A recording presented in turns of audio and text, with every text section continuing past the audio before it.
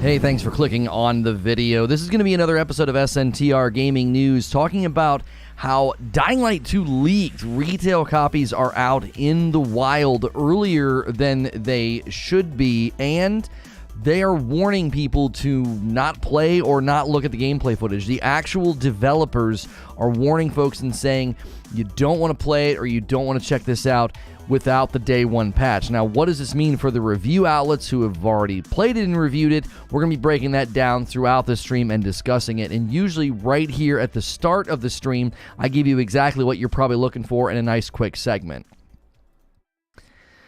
This is an SNTR update. Dying Light 2 has essentially leaked in that the retail version of the game is out in the wild ahead of time, and Techland, the developers, are warning folks against playing it or looking at it, saying it's basically not the completed product. This brings a whole host of questions about the performance of the game. We've seen old-gen footage, and we're also probably on the cusp of getting a bunch of reviews about the game. So if you like these quick updates, hit subscribe and the bell button so you don't miss them. Now, according to PC Gamer, Dying Light 2 is scheduled to go live in just a few days on February the 4th, but as sometimes happens, it seems the retail copies have started shipping early. Developer Techland said on Twitter that it appreciates the enthusiasm, but it would really like it if everyone would just hold off playing the game until it actually released. Now, this isn't them sort of saying, hey, don't stream it. They've got deals with people to stream it early, as most companies do, so there will likely be streams and footage viewable today on the 2nd or the 3rd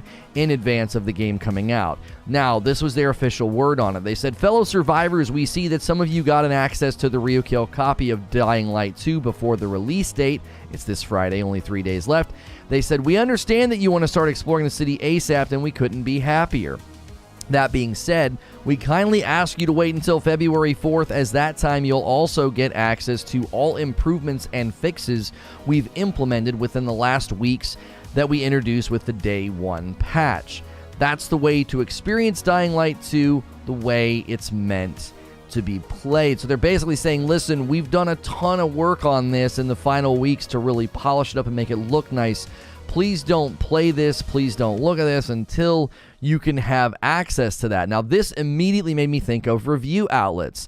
This is from the same article. Some players are urging the studio to simply release the game now, but others are asking, reasonably, how reviewers and influencers are expected to present Dying Light 2 the way it's meant to be played if they don't have access to the Day 1 patch themselves. Most of the review outlets probably got their copies last week or earlier this week. Now, maybe they were able to push the Day 1 patch to those review outlets so they are able to experience the game as it's intended, because the Day 1 patch is basically gone through certification and gone through everything it needed to go through. It'll be available to you in 2 days' time. It's not like they're still hammering away and coding it at the moment.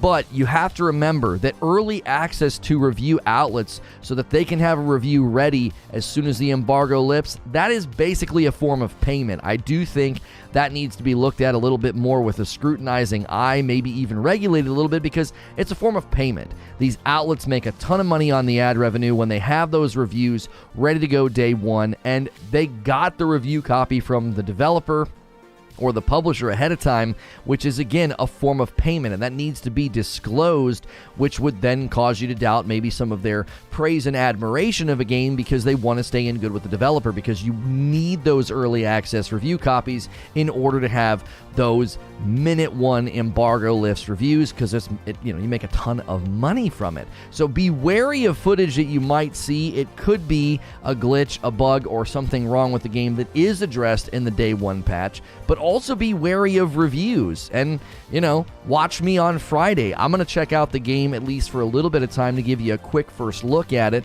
on SNTR Gaming. That's one of the best things you can do. Wait for the game to come out and watch those review sources that you trust. Watch people play the game in a live environment where they can't sort of, brush over problems in the game or glitches or bugs. They're just sort of there, warts and all, viewed by the public. As always, if you like these SNTR updates, I will see you in the next one. And I'll see the rest of you right now. Good morning, good afternoon, and good evening. Thank you so much for being here. Obviously, this is not something new. It is, I think, a little bit new for a company to be like, hey, whoa, the game's out there early. Please don't play it. Please don't look at it. We got a day one patch. That's a little bit of a new response. Storm White coming in with a brand new membership. Thank you, Storm. And Nolan Saints with 6 months of membership. Welcome back in. Thank you so much. If you guys want to keep that member train going, you can click the join button or the $ at the bottom of chat to become a paying member in this channel. It gets you a badge, it gets you emotes, it gets you increased access in our Discord. Our Discord server is a great place to hang out. And don't forget, it is February, so you can get fricked in February. Our Frickmas blend went a little crazy yesterday. You guys had like 18 orders or something. Let's try and beat that today. If you use code GETFRICKED over at RageousRoast.com, you can get our holiday blend at 20% off. We are no longer going to have this available after February, so make sure and get those orders in. Get fricked in February. Again, use code GETFRICKED over there with your orders. And don't forget about our other sponsors. I should probably start saying these at the beginning of the video so, newcomers see that there's lots of ways to support. The shirt I'm wearing is from 80s Tees. You can use code LONO for 30% off at 80stees.com, and you can use the Displate link in the description below, or use the Displate command if you want to snag a Displate or 2 or 3 at a really great discount. So I'm curious what you guys think about this. Like, does this cause concern that they're like, hey, my wife thought we should tie it to Valentine's Day. Get fricked in February. I think it's just crass enough. It's just crass enough. Gonna get a Displate with your code soon. Remember, Displate's not a code. You have to use my link. It's in the description below, or you can use the command in chat. And make sure when you do that you check your shopping cart. Make sure you're getting a discount, or I don't get any credit and you don't save any money. So always double check that. Good to see you in the chat, Feed. Thank you for being here, Feed. But I'm curious what you guys think about this. Let's see here. Dying Light 2 gameplay leak. Does the dev warning about the day one patch worry you? Yes or no? Yes or no? Does the dev warning about the day one patch worry you? Are you worried? Are you like, well, wait a minute. Why is the game that bad? Is the game that bad that you got to warn people not to play it before they get the day one patch? Like, what on earth is the day one patch going to do? We know day one patches are normal, so I don't want to be too hard on these guys. I don't want to be unfair to them, because it is actually pretty normal to fix a ton of problems day one, because the game goes gold, and then, a month to a month and a half later, they're launching the game. And so it's to me, it's difficult to be like, oh yeah, that's a huge cause for concern that they're doing a big day one patch. How do you accidentally ship a game a week early? Now, hang on a minute. It's not something that happened accidentally. What happens is somebody knows somebody at a GameStop, or somebody knows somebody at a Best Buy, and they get their retail copy early. If you've ever worked in these retail environments, whether it's Best Buy, GameStop, or other places, Walmart, Target, they get the games well ahead of time, so that when it's time to put them out, they're there in the store and ready. Right? So it's like, this is not an abnormal thing for retailers to have the game ahead of time, and for, Steve from the warehouse to give one to his friend, or to swipe one. When I worked at Best Buy, they said 75% of the theft was internal, and it's true, because if you work there, you know where all the cameras are. Right? It's not going to be hard for you to figure out where to, go to steal something. It was common for people to be stealing stuff. Friends working at a store, or mom and pop shops breaking date. Yeah, this is very, very common. This is not an uncommon thing that somebody gives it to their bud ahead of time. And what Eugene is saying, it's odd they've made it seem like the game is unplayable. Well, let's read their quote exactly as it was written. I don't know if that's necessarily true. They said, we kindly ask you to wait until February the 4th, as by that time you'll get access to all the improvements and fixes we've implemented within the last weeks and will introduce with the day one patch. That's the way to experience Dying Light 2 the way it's meant to be played. So I don't necessarily, I mean, I definitely read that as like, holy moly, like how much are you actually fixing in this day one patch? Like that seems pretty extreme. But at the same time, how many times have we played a game and they're like, hey, by the way, we're well aware of this story being broken or this quest being broken, we have a patch coming, and like the next day or two they push out the patch. Like that's actually pretty common. That would be my concern, that the day one patch addresses some of the most fundamental problems. Like, yeah, mission number 2, you're not going to be able to do it, or, you're going to get about halfway through mission number 4 and the NPC is going to get stuck on a wall, or, there's all these different things that can take place. Day one patch is a fallacy, but you have to explain what you mean by that. I work in the electronics department at Target, and we got copies this week. Yeah, see, MJ's telling you, getting the copies early is very, very common. They're usually, especially if it's a really big title, they're locked up. I mean, they put them under lock and key because they don't want people to be able to steal them. I mean, it's not an uncommon thing to have it stolen.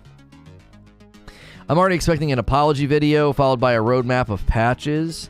Oh, so you think that the game, so Doomslayer, you think this game is in bad shape. I mean, your name is Doomslayer, so now you're being a bit of a doomsdayer. I'm kidding. Even with CP, it was really dependent on the platform. Oh, for Cyberpunk. Yeah, I mean, Cyberpunk has really, really strong reviews on PC, and I would say that that's for a reason, right? They got something right on the PC. It's still to this day got a really, really strong review score. My hair's doing something funky. There we go. 6 months from Rissick, and it's a gaming tier 3. Thank you so much, Rissick, for half a year. Man, the months go by fast. I'm excited for Dying Light 2. Welcome back. Bad joke. Get out. Oh, come on, Hex. I'm allowed, right? Stop putting out unfinished games. Well, now hang on just a minute before we start getting out the pitchforks. Day one patches do not indicate an unfinished game. They do not indicate that. That is simply untrue. Plenty of very good games with lots of polish get a little bit more polish on day one, and they're good, completed, solid games. I've installed many games, and day one I get this big huge patch to fix certain issues. That doesn't mean it's unfinished. Let's not jump to conclusions here. I want to be fair to the developers. They treated Dying Light 1 very, very well. They earned a lot of confidence from the community, a lot of praise, love, and admiration from the community for how they treated Dying Light 1. So we need to slow down a little bit here. I don't want to read too much into this warning. If you're just tuning in, the Dying Light 2 gameplay leak, the full game is in the public's hands right now. Retail copies got out early, and Techland, the developer, is basically telling people, don't play it until you can get the day one patch. Now, I don't know if they have responded and said, well, what about the review outlets? Like, am I going to read a review by IGN and Game Informer that's saying the game is great? Well, did they get the day one patch, or are they gliding and glossing over the problems that the day one patch fixes? If you're going to tell me that, quote, waiting until you have the day one patch is the way that Dying Light 2 is meant to be played, then what about the review outlets? Like, are their reviews trustworthy? Did they actually play the game with the day one patch? Did they play the game with like a list of warnings? Hey, these are all the things we're going to fix in the day one patch, so just be warned that these things are going to happen. That's actually pretty common sometimes. I've read reviews where they're like, hey, they warned us that this section of the map had a couple of wonky spots that were being addressed in a patch, and so we're not going to focus on that. So they acknowledge it, but they don't necessarily criticize them for it. I'm watching a guy playing the prologue on the PS4 as we speak. It looks fine. They can be whitelisted and given the patch early, as I understand it. I think that's probably true, Sinos. So I don't want to be too cynical here and say, hey, you know, I don't want to be too cynical and act like, oh, all the review outlets are probably going to mislead you or something like that. I don't want to do that. I think too often, you know, I think the review outlets are worthy of some criticism and some cynicism here and there, but we don't want to overstate our case. We don't want to go too far with it and act like, you know, they're always dishonest or something to that effect. I do think a lot of the times we need to consider, though, and this is why I've always said this, I've always said that the fact that review outlets get the game early so they can have a review available day and minute that the embargo lifts, that needs to be considered a form of payment. I think it should be classified as a form of payment and reported as such, because the developer and the publisher is way less likely to do it again if you were harsh on their game, right? If you release a review of some game and you're like, yeah, it sucked, it was bad, and it was glitchy freaking mess, and you give it like a 5, and a bunch of people are like, well, I'm not buying that game, well, then that review outlet's way less likely to get early access copies ever again. So this is one of the reasons that review outlets tend to cluster their scores together. It's like they're all in agreement, like, yeah, we're all going to give this like a 7 or an 8, right? Okay, cool. Then they all go out and they give it 7s or 8s, and they do make their criticisms and they do point out the problems, but again, you have to consider that early access to that information is a form of payment, okay? When a developer sends press releases, confidential press releases, to the press, and the press functions as a marketing mouthpiece of the developer, that should be considered payment as well. That's basically a sponsored video or a sponsored post, and they don't have to report that and say that, and I think that's a lack of integrity and honesty to the public. I think the public should know, hey, I got this information early. Whenever I got information early, I would tell you guys, hey, they told me this in advance. They told me this in advance so we could be ready. We could cover this and be ready to rock and roll, right? Most of these outlets don't do that. They just write up their article so that the minute the news breaks, they've got their article ready, and then they make a ton of ad revenue off of it. It is no different than a sponsored video. They're making money. They're making money with the post. Every game gets a day one patch. That's why I'm not that concerned. I mean, I'll be honest. I'll give you guys my perspective. If you want to vote on the poll at the top of the chat, it says Dying Light 2 gameplay leak. The full game is leaked. Retail copies are in the wild. It says, does the dev warning about the day one patch worry you? They basically warned people, don't play it until the day one patch comes out. Does that worry you? Are you concerned? If you're new and you've not been here before, this is a variety gaming talk show Monday through Friday. I've got a Tiny Tina's Wonderlands sketch stream for later this afternoon. I'm a Safe for Work broadcaster, so make sure and hit subscribe and the bell button. That way you can be here for the streams. A lot of people treat me like video game radio. They throw me on in the background of their day. And you can do that with confidence because, again, I am safe for work. So I'll be in your sub feed all week with all kind of different subjects. So welcome on in. If you hit subscribe, it enables you to talk in my chat. So thank you and welcome to the new folks this morning that are here. With that being said Detroit, 500 hours, here I come. Dying Light is parkour here, smash zombie, parkour here, smash zombie, repeat, repeat, repeat. With that being said, 500 hours, here I come. I actually thought the combat looked like they really stepped it up a notch from the last game. To be quite honest, I'm not big into these games at all. I'm just not. They're not my cup of tea. I like them for like an afternoon, right? I like them for an afternoon. Is my internet bad or is YouTube having some issues? Nobody has said anything, and it looks like we're performing pretty fine this morning. I don't have any issues on my end, so it might be on your end, Jin. I don't know. It's hard to blame you, though, with all the issues they've had recently. So is this the game... is this the same godly Day 1 patch which fixed everything, just like Cyberpunk's Day 1 patch? Well, we need to be fair to Cyberpunk. I do think that Cyberpunk received significantly better praise on PC compared to console. Like, go check the Steam scores right now. Like, Cyberpunk did fine on PC. It did not get near the hate and complaint. The memes, the glitches, the bugs, the problems, it was not all, but it was primarily clustered around old gen, right? It was primarily clustered around the old gen.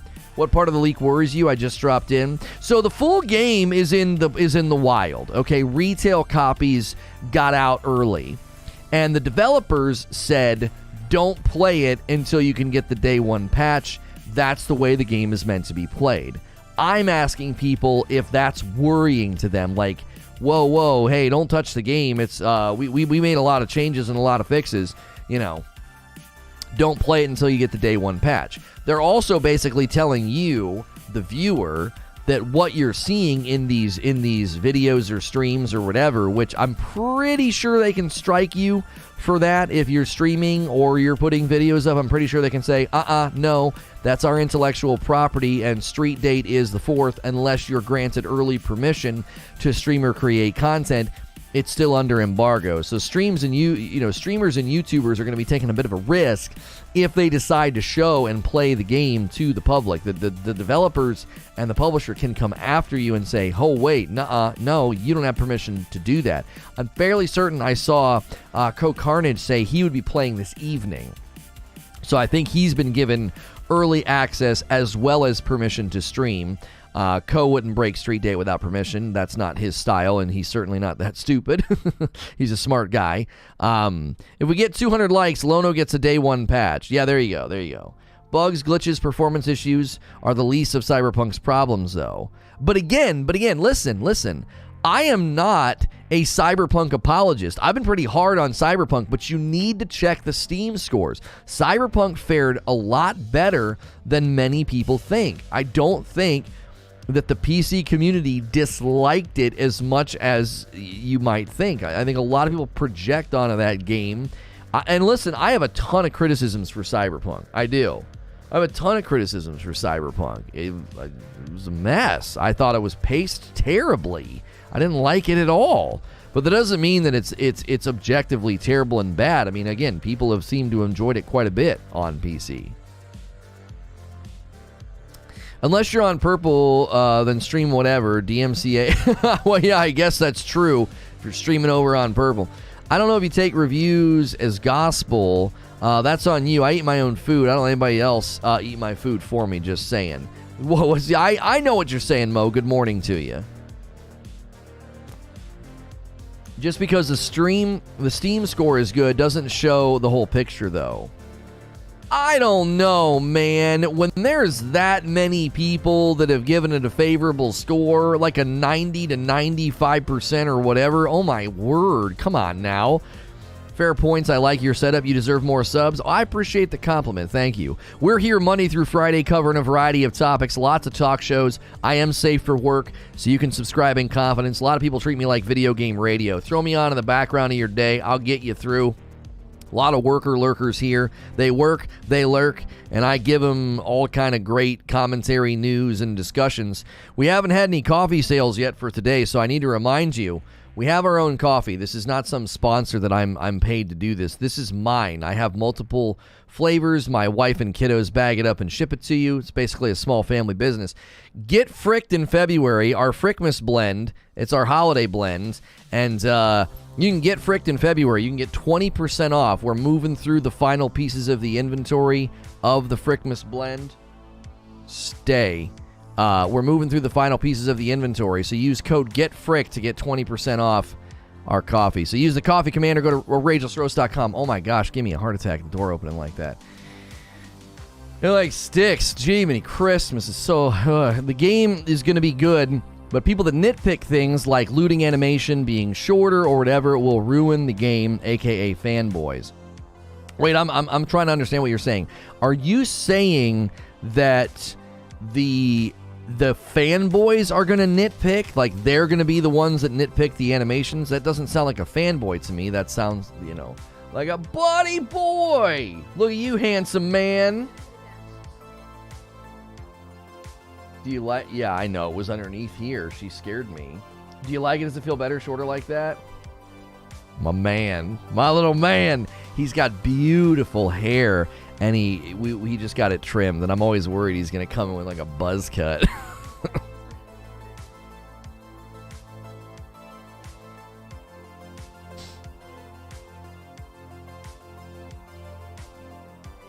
Okay.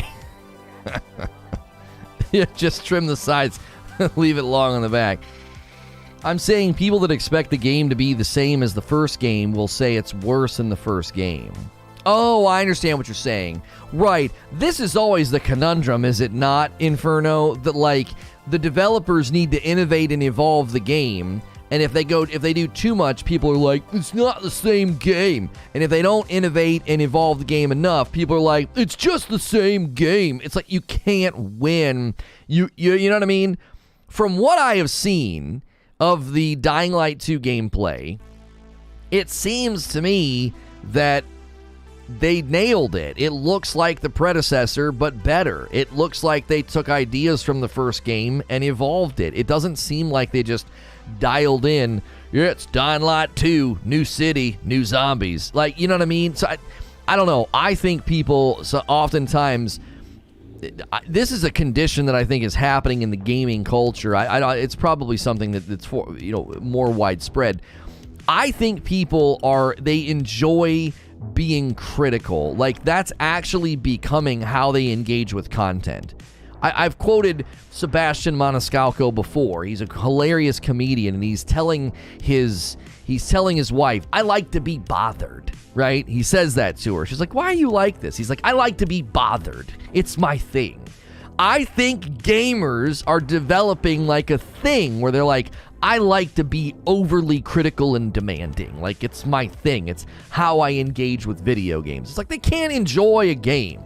Do you have friends like this with like movies and TV shows? It's like they don't enjoy anything. It doesn't matter what the movie is. It doesn't matter if it's critically acclaimed, award-winning, amazing, mind-blowing. None of that matters. They engage with the movies and the media with just like a critical eye. It's like they put on their glasses, like, I'm going to find every flaw, every loophole, every inconsistency, every plot hole. I'm going to find it all. Instead of just being like, man, can't you just like the movie? Like, can you just enjoy it? You know what I mean? Now, what I'm not saying is just shut your brain off and have fun. I am actually pretty critical and pretty, I can be pretty harsh about games. You know what I'm saying? Like, I can be critical, I can complain, I can dice up a game and dissect it and break it down to its pieces and its parts and talk about how, well, they really failed to do this and they really failed to do that. Certainly, I'm not advocating for, like, just shut your brain off and have a good time. But I feel like there's, like, this condition that's going on about, well, I engage with games and my goal is to find the problems. That's my goal when I play the game. I'm not playing the game to enjoy it. I'm not playing the game to have fun. I'm looking for the problems. Because if I can find the problems, it'll give me an air of superiority in conversations on Twitter, forums, or YouTube, and that is where I, take my enjoyment. It's like, I've engaged with these people for 7 years. In 7 years of content creation, YouTube, live streaming, making videos, podcasting, interviewing developers at E3, and interviewing other content creators, it's like, this is a common thing. Why do you have a Deathloop display? Just because I didn't like the game doesn't mean that I can't have a display. They sent it to me. It's not a terrible game. I just didn't think it was 9s and 10s and Game of the Year worthy. It's a solid 7, 7.5, 8 on a good day. It's not a terrible game. It just wasn't my cup of tea. I think this back here is, it shows you that I'm not overly critical. You're right, a lot of gamers do that. Let's not be critical and ignore and get all the trash and bad practices that come to gaming. See, Explosive, I was already ready for somebody to misrepresent my position, and I said that's not what I'm advocating for. I'm not advocating for shutting our brains off and just swallowing trash. I'm certainly not advocating for that. You've not been in my stream very long if you think that's what I'm going to do. Part of my brand, part of what I do as a thinker and a gamer is I get really critical. I mean, ask me about Deathloop, and I'll tell you why I didn't deserve 9s and 10s or even a Game of the Year nomination. It wasn't that good. But I can still put a disc plate up and be like, look, it's a fine game. It's worth playing. Super creative, amazing voice acting and art direction. But I'm critical of that game. You know, I'm critical of Cyberpunk, even though this morning I've tried to show people, like, listen, like, come on, Cyberpunk isn't as bad as we all make it out to be. It was trash on old gen. They had no business launching it on old gen. They owe people not just apologies, but money for wasted effort, time, and frustration. I think if Cyberpunk's next gen update fixes most of the bugs, it'll become rare to encounter bugs like normal games. It'll save the game's reputation. I don't know about saving the game's reputation. I think they will be eternally marred and memed on for what they did, for one simple reason. The game is still available on the old-gen consoles. Do you see what I'm saying? The game is available on old-gen consoles. So to me, I don't see how they dig out of that pit. By the way, tons of new subscribers this morning. Welcome. Thank you for being here. This is a variety gaming news channel. It's a live talk show Monday through Friday. Oftentimes we're doing 2 and sometimes 3 shows a day. You can subscribe in confidence if you want to talk in chat, contribute to the conversation. Disagreement is welcome. We're not allowed to insult people here. You don't be nasty, but you're allowed to disagree. I am safe for work, so a lot of people subscribe, and they're here all throughout the week. They just throw me on in the background like video game radio. Because I am safe for work, you can do that with that confidence. There's a variety of ways to support the stream. Smashing the like button, subscribing. I got all kind of ways to support directly. If you want to become a member or send a tip, there's a $sign at the bottom of the chat. The game's reputation is fine with me, and it ain't even out yet. Which game? Dying Light 2? Is that what you're talking about? They will never recover regardless of the new player base on Steam. Well, I'm just telling you, because Cyberpunk is available on old-gen consoles, they will never, ever shake the reputation, because it's never going to look or run that well on the old-gen consoles. It's a dadgum meme. It looks awful on those consoles. And don't tell me it's the console's fault when I can go play, God of War, Horizon Zero Dawn, Red Dead Redemption 2. I can play all these games on old-gen consoles, and they look fantastic, right? They look fantastic. So, a lot of you are finding us this morning because you're searching for Dying Light 2. Okay, let me give you a too long didn't read of the story and the news and what we're covering. Okay, because you're probably like, what on earth are they doing? What are they talking about Cyberpunk for? Blah, blah, blah, blah, blah. Let me catch you up. Dying Light 2 gameplay has officially leaked in the form of retail copies are in circulation early. Techland, the developer, has officially warned people to not play the game until they can get their hands on the day one patch. Their official statement said, "We kindly ask you to wait until February 4th, as by that time, you'll also get access to all the improvements and fixes we've implemented within the last weeks and will introduce with the day one patch." That's the way to experience Dying Light 2, the way it's meant to be played. That is what they officially said in response to the fact that there are retail copies of the game out in the wild. Now, there are some streamers who have been given permission to stream the game early. More than likely, if you watch those streamers, they will have access to a version of the game with the day one patch baked in. That also probably means that when the review outlets start pushing out their reviews once the embargo drops, those reviews are likely, we hope, trustworthy and accurate, and they reviewed the product with the day one patch and didn't gloss over the problems. That's common, by the way, for games and review outlets, day one patches and so forth. The poll at the top of the chat is asking you what you think. Dying Light 2 gameplay leak. Does the dev warning about the day one patch worry you? Most of you are saying no. 63% of the audience, 64% of the audience is saying, nah, this is fine. I'm not worried. It's a day one patch. It's normal. Can't believe there's people defending Cyberpunk. I don't need to defend Cyberpunk. A game with a 90%. What is it at now? What's its score at? You don't need to defend it. Listen, you're talking to the guy that memed on the game, that slammed the game, that really heavily criticized the game. Okay, I am not a Cyberpunk apologist. I'm not. But you cannot deny 429,000 reviews on Steam. Almost 500,000 reviews, and it has a 76%. That's pretty good. A 76 500,000 people review your game.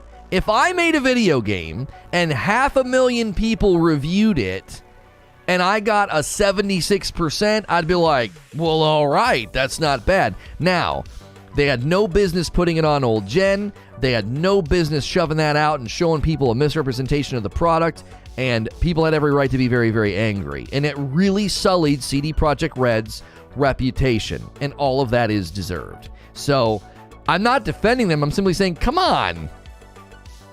It's not good for what it was supposed to be. Oh, yeah. Well, let's be clear about something. That game fell well short of where it should have been. It should have been what Eugene is saying. Cyberpunk should have been a 9. Should have been a 9. An 8.5. Not a 7.5, right?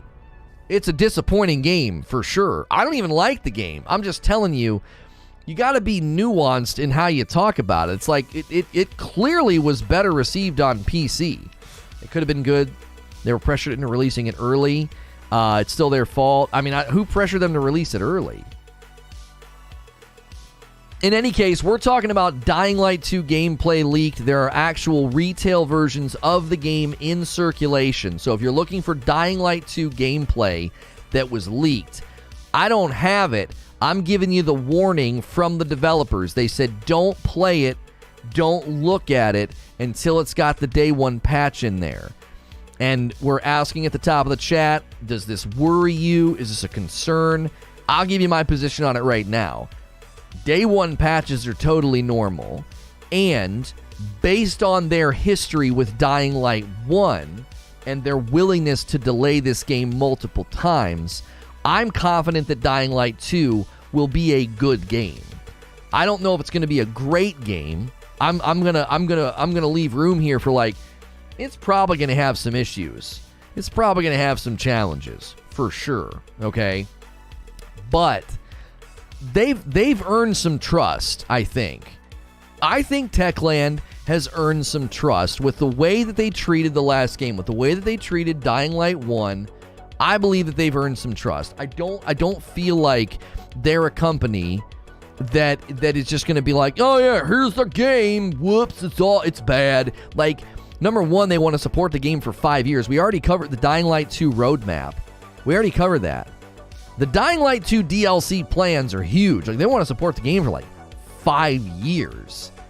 And they're not just going to say, oh yeah, sorry, it's bad. Now, if it launches with problems, I'm not going to make excuses for them. But I certainly have confidence that they'll fix it. Which I can already hear the people and the naysayers saying, well, we shouldn't support companies that push out something half-baked and then fix it as they go. Well, let me tell you why that's an impossible position for so many developers to be in, okay? Oh, that coffee's on point. We have a light and a dark roast, by the way. Our Frickmas blend, our holiday blend, is on sale right now. It's a medium roast.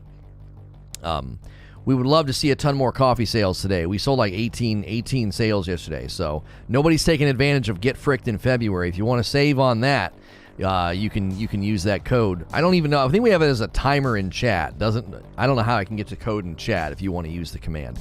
Anyway, the reason that I think that's like an impossible position for some developers to be in is because there's immense public pressure and oftentimes pressure from the publisher to crap or get off the pot. Like, get the dadgum game out, right? Get it out. What are you doing? In light of everything that happened in 2020 and 2021 with game delays, some of these companies are left with the impossible decision of basically saying, we just literally need to get it out there, right? It's like, just get it out there. It'll be a rough draft, but for Pete's sakes, like, we got to do something with it. Now, I don't think that's what's happening with Dying Light 2, but based on the EA earnings call yesterday, Battlefield 2042, they knew it wasn't ready. They knew it wasn't ready. They shipped it anyway. And here we sit with a game in a shambles. They're considering making that game free to play going forward, which I hate to say I told you so, but I told you so. I said, there's no way you're going to walk out into this landscape and launch a game full priced, no campaign, multiplayer only, unless your game is otherworldly and amazing. And it wasn't. And as soon as the reviews started coming in, I said, they're going to have to make this game free to play. You're not going to get anybody to pay any money in the future on your content, on your seasons, on your operators, or whatever the frick they call them, specialists, I think. Again, that game was DOA. They're delaying Season 1, and they're considering making the game free to play. And I was like, you're going to have to make this game free to play. And that's going to make people feel a certain kind of way that spent $70 on that game. They're like, you're making the game free to play? Really? Come on. What? I spent almost $100 on your game. Now, if we look at Dying Light 2, and the fact that they delayed the game a couple of times, they've been very passionate, they've been very transparent, they've done a lot of videos, they've shown you a ton of Dying Light 2 gameplay on their YouTube channel. They just released 18 hours ago, Your Actions, Your World. They are, let me show you here. This video made me think of Detroit Become Human. So they're showing you here what exactly your consequences will do. It will create a tree of possibilities and outcomes. So they're showing you here your different decisions. If you do that, if you opt to go inside or if you opt not to go inside, then you're going to interact with different people. Those different people are going to bring you to other decisions. Assign the peacekeepers or assign the survivors. Different benefits come from each. Better water and school. And then over here, you got looks like better defenses and, I don't even know, fire and stuff. One looks a little bit more ominous. So they've put a lot of work and a lot of passion, a lot of love into this project. The videos that they've shown, the things that they put on display. The first thing I thought of when I saw this, I was like, that's like Detroit Become Human, right? Become human, stay human. I don't think that's intentional, by the way. So I don't necessarily think we're looking at a Battlefield 2042 situation where, oh my gosh, this game is not going to be ready. It's going to be garbage. I also don't think, if I'm just thinking logically here, Techland just drew a ton of attention to their day one patch. They inadvertently just said, hey, we've fixed a lot of stuff. The day one patch is going to be really, really good or helpful, right? And so they put they just put a lot of pressure on themselves, did they not? Did they not? Hey man, yeah, so you're going to want to wait to play that game. We've done a lot of work. Wait for that day one patch. Well, you just put a lot of pressure on yourself. A ton. People are like, okay, we're going to take your word for it. That day one patch better be good. Better smooth some things over, right? Better smooth it over. Better make things good. Only problem I saw with last gen was that it was kind of blurry. But other than that, it looked good. Yeah. The, I noticed that the old gen gameplay did look a little blurry. Now Philip is saying, "Oh, that might be YouTube compression." I don't know about that. You can capture really good gameplay and upload the video, not stream it. When you stream it, certainly the compression gets a little funky. But for the most part, I don't necessarily think that that's true. That you can blame oh yeah, it looks a little blurry, looks a little bad on YouTube compression. I've seen plenty of gameplay on YouTube, 4K resolution, and been like, holy moly. Look at all the Horizon Forbidden West footage. None of that looks blurry, right? I didn't even notice a lower resolution at first until people pointed it out. Oh, on what, the old gen stuff? Don't gaslight Echosaurus. Nobody is saying Dying Light 2 will be the next gen Cyberpunk. I don't think it's going to be Cyberpunk. This is what happens, though. This is what happens. Everybody thinks of the other games. Everybody thinks of Cyberpunk. Everybody thinks of Battlefield 2042. Why? Because the game's about to come out, and the developers were like, oh, whoa, yeah, we got a day one patch. It fixed a lot of the problems that you might see. Don't play the game until day of. Holy moly, so many new subscribers this morning If you're new and never been here before and you hit subscribe and you're talking to my chat, or you hit subscribe and you're just listening, thank you so much for being here. I greatly appreciate the support. I am a Safe for Work broadcaster. I do variety gaming news all throughout the week. I'll be in your sub feed on YouTube covering a whole host of things. We are covering Tiny Tina's Wonderlands later this afternoon. Just yesterday, we covered Sony buying Bungie, Halo Infinite Battle Royale. We've covered Horizon Forbidden West, Elden Ring. We love From Software games here. We love MMOs. We love RPGs. So welcome. I hope you're enjoying the show. Hit the like button if you've been enjoying the show. That's the thumbs up button. And consider supporting the channel directly by hitting the $ at the bottom of chat. You can become a paying member and get a badge and emotes. Send a tip. Or you can support our various sponsors. I'm wearing a shirt from 80s Tees. Those are disc plates, and we've got coffee, right? So welcome if you're new. I think in general, people are developing a worry and a concern. It's almost like fool me once, right? We've had these big games. We've had these big releases, and we feel like, I think some people are worried the gaming industry is in a rut. And it's a rut that is either manufactured by the developers and the publishers themselves, and this is what people think, okay? They think, well, the developers and the publishers are just going to intentionally shove out crap because they can fix it later, okay? So that's one way I think people think that the industry's in a rut. Another branch of thought of people being like, oh, the industry's in a rut right now. I think these people are probably a little bit more accurate in their thinking. They think this: given everything that happened in 2020 and the massive delays and the production troubles that came with all of that, working from home, etc., that has led to an impossible situation where games are having to come out before they're ready because it's just taking too long. They have to launch. They have to generate some revenue because their fiscal years are going to be ending in a month or two. Why do you think February is so full? So this is I think a more accurate read of the industry right now, is that we're all a little hesitant to buy into a game because we're like, listen, you guys had to delay like 3 or 4 times. The last couple of games that have come out have been pretty bad. I mean, Battlefield 2042 should not have come out as bad as it was. You got a major publisher and a major developer working on it, and what on earth did you do? All right. I'm not even a Dying Light fanboy, by the way. I played the first one a little bit with my buds, but given Techland's history, transparency, and their commitment to the franchise, I believe the game will be fine, right? I believe the game will be totally fine. I do.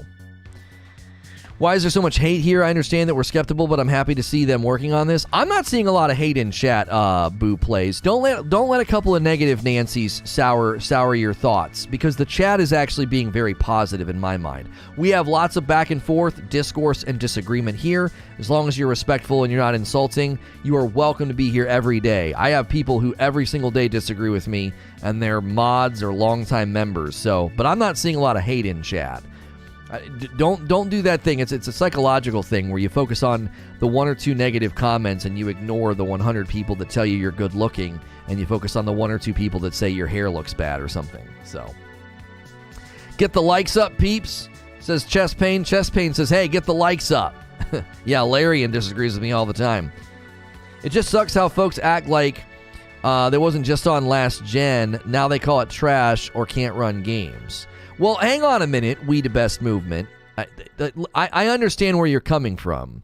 There are people who become pretty snobbish pretty quickly as soon as they get their hands on a PS5 or a Series X, okay?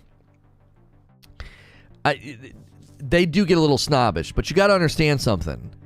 Those systems are old, and the people that just got on a new system, they were on that system for a really long time, and as soon as you taste the goodness of next gen, it almost immediately feels like, yeah, old gen's real bad. Old gen's real bad, dude. Like, I'll give you an example. So I had always played games on my PlayStation 4 Pro and my Xbox One, and I thought they performed just fine. Then I got a really good gaming rig, and I started playing games at 60 and 120 frames per second. I tasted something sweeter, okay? And then I went back to those old consoles, and 30 FPS looked horrible. It looked blurry. It gave me headaches. I loved God of War. I loved Spider-Man on my PlayStation 4 Pro. Loved them, but they gave me headaches. I'm not being hyperbolic. I'm not being a snob. I tasted something sweeter, okay? Take a sip of Coca-Cola and then bite into an apple.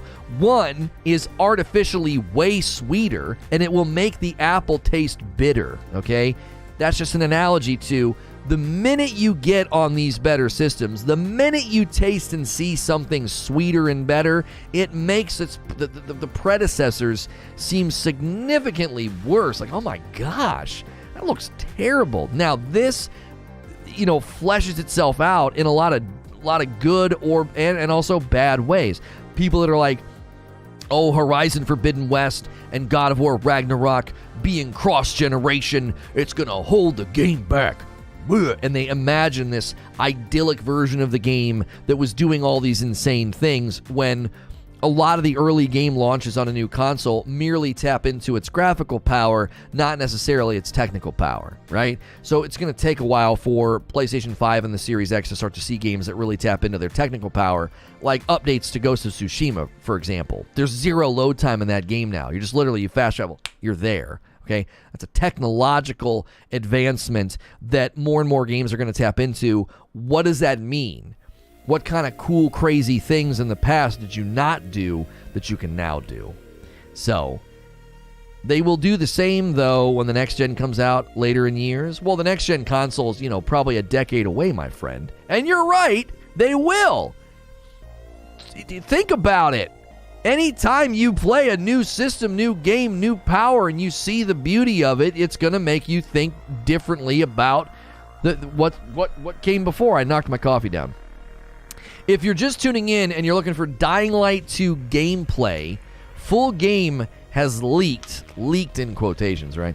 The retail versions of the game are in circulation, and the developers have warned you not to play it or look at it until you have the day one patch, essentially saying that's the best way to experience the game. So we appreciate the huge turnout today. Thank you so much. Take the poll at the top of the chat if you haven't already. Holy moly, a ton of votes. Over 1,000 votes already. Dying Light 2 gameplay leak. Does the dev warning about the day one patch, does it worry you? 63% of you are saying, no, that's normal. Seems like a lot of you are pretty sensible people. Boo Play says, my bad. Hopefully this game is a massive success. I haven't seen many people mention this, but Dying Light 2 in VR would be amazing. Well, you'd have to create the game from scratch for VR. It would probably be a little bit easier because of the nature of your melee hands and running showing in the parkour, but they'd have to basically rebuild the entire game. You have to rebuild the entire game. And we are once again experiencing a ton of fluctuation in the viewership. If you're having to refresh or having problems, it's getting a tad bit annoying that every time we're having a really strong day, YouTube seems to be having issues. So I apologize if you're having to refresh or getting blips. It seems to be happening regionally on mobile. If that is happening to you, I promise you it's not on my end. I pride myself in very good quality, both with the audio, the bit rate, compression, all of that. I've got everything set to be a rock-solid show for you, so I apologize if you're having to refresh. After seeing the PS5 gameplay not performing very, very well, it worries me. So, Veeder, you're saying Dying Light 2 gameplay on PS5, you said it didn't look very well. Dying Light 1 had VR support. However, all controls were PC and such. Oh, got it. A YouTuber I trust has been playing Dying Light 2, and he is delighted even before the day one patch. Well, that's good news. That's good news. More than likely, the day one patch is going to address things like glitched missions, or, you know what I mean? Like, if you choose to talk to Dave instead of Steve, Dave's quest line is broken. Things like that are typically fixed in a day one patch. What was the footage we watched last week captured on? I don't know. What the IGN... Which footage, though, Eugene? The footage that looked good? Or the footage that was... that you thought looked bad? You should play Dead by Daylight. No, I'm good. I mostly do talk shows on this channel. Can I ask a quick question? What exactly was Dying Light again? Was the game with the motorcycle dude and the zombies? No, that's Dead Rising, isn't it? Oh, the footage that looked bad? I have no idea. It was IGN China's YouTube channel that put up the footage. I don't know if they put in the description where they captured it. It seemed like it was like it looked like a Nintendo Switch or something. It didn't look good. It certainly didn't look good. You talking about Days Gone? Oh, he's talking about Days Gone. Oh, yeah. You had a motorcycle in Dead Rising, too, didn't you? Yeah, Days Gone is the one with the zombies and the motorcycle. Days Gone's amazing. Days Gone is it's criminally underrated. It is criminally underrated. If you can play Days Gone on a PlayStation 5 or a PC, you should play it. It's excellent. They do some of the best emotion capture I think I have ever seen in a video game is in Days Gone. When somebody's annoyed, frustrated, curious, angry, all the emotion capture on the faces in that game, it's impressive. It really, really is. Days Gone is criminally underrated. It needs to be. It should be given a sequel. I know it launched and had problems. It did. It launched and had problems, which is a gigantic bummer. But it's one of the best PC ports I've ever played. Rock solid performance, beautiful game, really, really good game. So I can't keep up with you kids. Dead, Days Gone, Dead Rising, Left 4 Rising, Dead 4. Yeah, that's the next big game coming out. Except when you save someone, that motion capture is awful when you save someone. I'm talking about in the cutscenes and stuff when you're talking, like the NPCs are standing around having conversations and they show like emotion on their faces. I think it's excellent. They did a very, very good job with Days Gone. I heard they're making Dying Light 2 on Switch. If they're running that on that tiny thing, then no consoles or computers should have any problems. I mean, if they're able to get this thing to run on a... excuse me. If they're able to get this thing to run on a Nintendo Switch, then that seems like a pretty agile and elastic engine. That seems pretty optimized. You know what I mean? Days Gone's one of the best zombie games. You know what's funny is it doesn't feel like a zombie game. It doesn't. It is, but it isn't at the same time, right? Just watched the first 40 minutes of gameplay on PS5 and it looked great, said Liam. I didn't see any problems with it. Yeah, Veter was saying that he thought it didn't look good on PlayStation 5. Liam is saying no, it actually looks good. See no problems with it. Weigh in chat if you've seen gameplay of Dying Light 2 gameplay, PS5 and other places. Where do you place it in the lineup? I'm getting followed by bots on Twitter again. It's so weird. Days, if only the gameplay was better. I thought the gameplay was good in Days Gone. I thought it was good. I thought the shooting felt really good. The shooting felt surprisingly good for the kind of game that it was. I thought the shooting felt excellent. Days Gone has a horrible story, but really good gameplay. I thought the story was awesome. That's what actually gripped me about it, was the story. Which was the same situation with the first Dying Light, coincidentally. Gameplay literally cancels out everything bad from a game. So what, I mean, I guess you say that the gameplay was good in Days Gone. I thought gameplay was good, but I also thought that the story was very good. I'm new here. What's the difference between this channel and Split Screen? Split Screen is a industry esports newscasting desk with 2 streams a week that are focused on shoutcasting, okay? This channel is a daily variety gaming talk show. This is like video game radio, okay? Over there, it's like real quick breaking news about the industry or content creators with some shoutcasting. It's more like a sports desk, right? Over here, this is gaming news radio, basically. It's like a podcast. That's the difference. Also, over here, you're going to be able to interact with me a whole lot more. We only do 2 streams a week over there, Thursday afternoon and Friday nights. Over here, Monday through Friday, you're getting 2 shows a day, sometimes more. Deacon St. John had an anger problem. I love the story of Days Gone, and I still hope that we get a Days Gone 2. I agree. I think it deserves a sequel. The Switch game is a stream version. It's not running fully on the Switch, and the version was delayed for 6 months. The version was delayed for 6 months minimum. Senua's probably the best I've ever seen. Oh, emotional capture? Yeah, Senua and Hellblade, for sure, is probably the best. I think Hellblade's the closest to a perfect game in existence. You don't think we get a Days Gone 2? I think they'll circle back to it. Bend is an underrated developer. Uncharted Golden Abyss on the PS Vita was underrated as well. I didn't even ever hear about that. The reviews are out for Dying Light 2.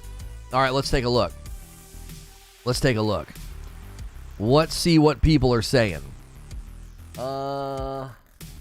Let's see. Somebody said IGN gave it a 7.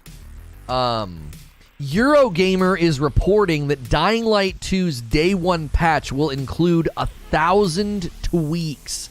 1,000 tweaks. Right? IGN says it's full of bugs. Really? I'm new here. I just subscribed. You're on every day. When I like the... I'm just new here. I subscribed, and you're on. When I like the idea of a game radio channel. Oh, well, thank you. Don't get Lono started on Hellblade. We'll be here for a day. That is true. That is very, very true. Let's take a look here. Dying Light 2. This is an update as of literally like right now, saying they detailed some of what will arrive in the Day 1 patch. Okay, so here we go. Thank you, Eurogamer, for this article here, saying the fixes for the Day 1 patch. Okay, they said it has added over 1,000 fixes and improvements via updates over the past 2 weeks, and another 1,000 tweaks would be included in the Day 1 patch, due to go out live on consoles within the next few days. The PC version, meanwhile, is being kept up to date in real time. Now, that's because those patches don't have to be certified. Techland's vast blockbuster buckles under its own ambition, and it lacks in innovation, but it makes up for it with outstanding parkour and combat. Martin wrote this in Eurogamer's Dying Light 2 review, which just went live. So there's Eurogamer's review is being summarized as saying it buckles under its own ambition and it lacks in innovation, but it makes up for it with outstanding parkour and combat. So it sounds like the gameplay is good enough to be praised. Major fixes in the Day 1 patch here. Fix the broadcast infinite respawn story block. See, story blocks. I said that was a common thing. Fix for dialogues that block story progression.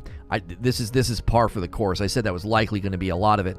Re-signing into the co-op session doesn't fail in case the user is logged in. Fix a crash when handling electrical parts to Carlos in the Bazaar. Fix problems with temporarily lowering the difficulty level. Improved adaptive difficulty of the AIs. Fix a crash caused by background renderer during the transition between menu and loading screens. Increase WY's overall memory limit. Fix for missing sounds and voiceover. Resolved problems with objects and AI sinking into the ground on a flat surface. DLSS enabled, improved default DLSS sharpness. Fix for AI sometimes freezing or becoming immortal when the owner changes during death. Fix the gamepad isn't detected by the game before any movement or action will be conducted using a keyboard and mouse. Added protection against potential crashes. Updates for ES, CH, DE intro. Those are the different languages. DE, I believe, is Deutsch, so German. And CH, maybe Czech. ES would be maybe Espanol. Added missing game actions, fixing the game's unresponsiveness. Fixed streamer mode option that was not working properly. Fixed a crash on opening the secondary screen. Fixed disconnecting co-op sessions after a certain amount of time, and many more. So it seems to be that they are aiming to fix a lot of different things. The Eurogamer Dying Light review says it's a brutal blockbuster that's inelegant but hugely entertaining. This is what the Eurogamer review is saying. Let me scroll to the bottom here. I don't want to read the whole guy's review here. If you want to read his entire review, you should go and you support Eurogamer. I don't want to take away from this guy's hard work. He says, I can't pretend to be an expert in big blockbuster games. The bloat and overstated breadth isn't exactly my taste, but Dying Light 2, with its varied systems lifted wholesale from elsewhere, is a welcome reminder of how hugely entertaining they can be. There's a brutality to its breadth, to the vastness of its world. This is a AAA experience served up with the subtlety and grace of a modified hammer to the hand. It's rarely elegant, but it is most definitely enjoyable. All right? So they're basically saying, like, listen, it's rough around the edges, but it's an enjoyable game. It's a good game. It's inelegant, and some of it seems like what they're saying is that it's almost maybe too big, and that could be a preferential thing. I mean, this guy's saying it's too big. I mean, that's very, very subjective. GameSpot says, look before you leap. Here's our Dying Light review. Let's see if we can't get a good summary statement from GameSpot. Give you guys a bit of a review roundup today. A ton of people tuning in. Dying Light 2 gameplay leaked because the retail versions hit the public early. And let me scroll down to the bottom of the GameSpot review. Despite all the time in the figurative oven, Dying Light 2 still feels a bit unpolished. Bugs weren't at the forefront of my bad times with the game, usually, but I witnessed things like sandbox activities being broken, a windmill puzzle that refused to be climbed, and a particular river that, when I fell in, would often not let me climb back onto land. Most often seen was an issue with the game's geometry, where I'd get stuck on some objects for reasons I couldn't understand. Thankfully, a bit of button mashing usually fixed those hiccups, and bugs rarely affected any of the game's best bits. The first-person parkour. If it all sounds rather inconsistent, it's meant to. Dying Light 2 is a perplexing game. Its story and characters are headache-inducing, and it appears to lack polish in many areas. But even a dozen hours after I rolled credits, I found myself going back to the game to do another parkour challenge, rummage through another abandoned science lab, or see if I can get from point A to point B without ever hitting the ground. It's rough around the edges, and it asks players to invest a lot in the weakest element, but once you realize the story, like Gravity, is going to pull you down, you can begin to define and enjoy things that it does well. So they give it a 6. GameSpot gives it a 6 and says the good. Parkour abilities are expansive and exciting. Music genuinely follows your every step. The bad. Story is a drag, including a bad final boss and rough voice acting throughout. Bugs hamper some of the open world activities. Combat versus humans often feels repetitive, and the stealth elements feel incomplete. Right? So again, everybody seems to be saying the same thing. It's rough around the edges, but it's worth playing. It's fun. It makes up for Dying Light 2. Less would have been more. So the gamer is saying something similar to the idea of the previous Eurogamer review, that it just maybe is a little bit too broad. Maybe they swung too hard here, right? Let's see here. Let's see what the gamer has to say. Dying Light 2 is at its best when you're scaling skyscrapers and discovering breathtaking views of the city, but as you descend back down to Earth and start to take a closer look at the things, it all falls apart. Beyond the poorly incentivized activities and pointless gear, there's also a general lack of polish that pervades the entire experience. Environments are repeated so often you'll get deja vu in places you've never been. Doorways, windows, ramps, and corners will frequently stop you dead in your tracks. There were 3 occasions when I went through a door or entered an area that shouldn't have been open yet, and I found myself trapped until I reloaded. A lot of the issues will get fixed with patches, but I suspect there's considerably more bugs and issues to be discovered come launch. It's trying to do too much and missing the mark almost entirely across the board. The improved parkour mechanics and the verticality expanded world would have been great improvements over the original, but the sequel had too much ambition. The branching narratives is a whiff, the loot is underdeveloped, and the character progression is even less satisfying than the original. Dying Light 2 is a game with a troubled development, and unfortunately, it shows. I know how much the first game grew significantly over the years with patches and content updates, and I can only hope that this one gets as much support because it still needs a lot of work before it becomes the game we were promised back in 2018, if ever. They give it a 3.5 out of 5. 3.5 stars out of 5. They say the expanded parkour system makes exploration incredibly satisfying. The day-night cycle has a huge impact on gameplay. However, convoluted plot with branching path system that doesn't feel impactful or necessary. Gear system is half-baked and ignorable, filled with frustrating bugs and a general lack of polish. So, I would say it sounds like the reviewers are being very honest here. They're like, it's fun, it's good, but it's rough. It's rough. I mean, they're all saying the same thing. I gotta tell you, I always like The Gamer. TheGamer.com is one of my favorite gaming news outlets, and I think that review we just read felt very honest. PC Gamer is giving it an 84. PC Gamer is giving it an 84. Let me scroll to the bottom just to give you the juicy summary bits. If you want to read these entire, reviews, please visit the outlets that we're pulling these from. They don't have the day one patch? Yeah, maybe. Before the launch, developer Techland said Dying Light 2 would take 500 hours to fully complete, not just the main story quests, but side quests, challenges, activities, secrets, etc. After playing, I almost believe it. Dying Light 2 is a big game. The city is simply massive, filled with activities and random encounters and rooftop skirmishes, and even with a glider and other parkour toys, just crossing a single district takes a good long time. Villador is even bigger than a cursory glance of the map suggests because there are regions that sprawl well outside the borders. After finishing the story, I ran along the edge of the district and discovered there's a whole underwater portion of the city I didn't even know existed. The game is huge. After the 50 hours it took me to complete the main quest, about a dozen side quests, and a bunch of other activities, I still have plenty to do in Dying Light 2, and I'm keen to keep playing it. Even after wrapping up the story, there's still a bunch of skills I haven't unlocked, quests I haven't begun, and large sections of the city I barely set foot in. Not to mention, plenty of bandits I've yet to set foot on. So, what this sounds like to me is the one who wrote the PC Gamer review that I just pulled from. If you really, really like the gameplay, you're going to have a dadgum sandbox of eternity to run around and do stuff in. But the people that were maybe looking for more innovation, more story depth, they're like, yeah, I don't know. This just doesn't seem like a very polished game. So they're all saying very similar things.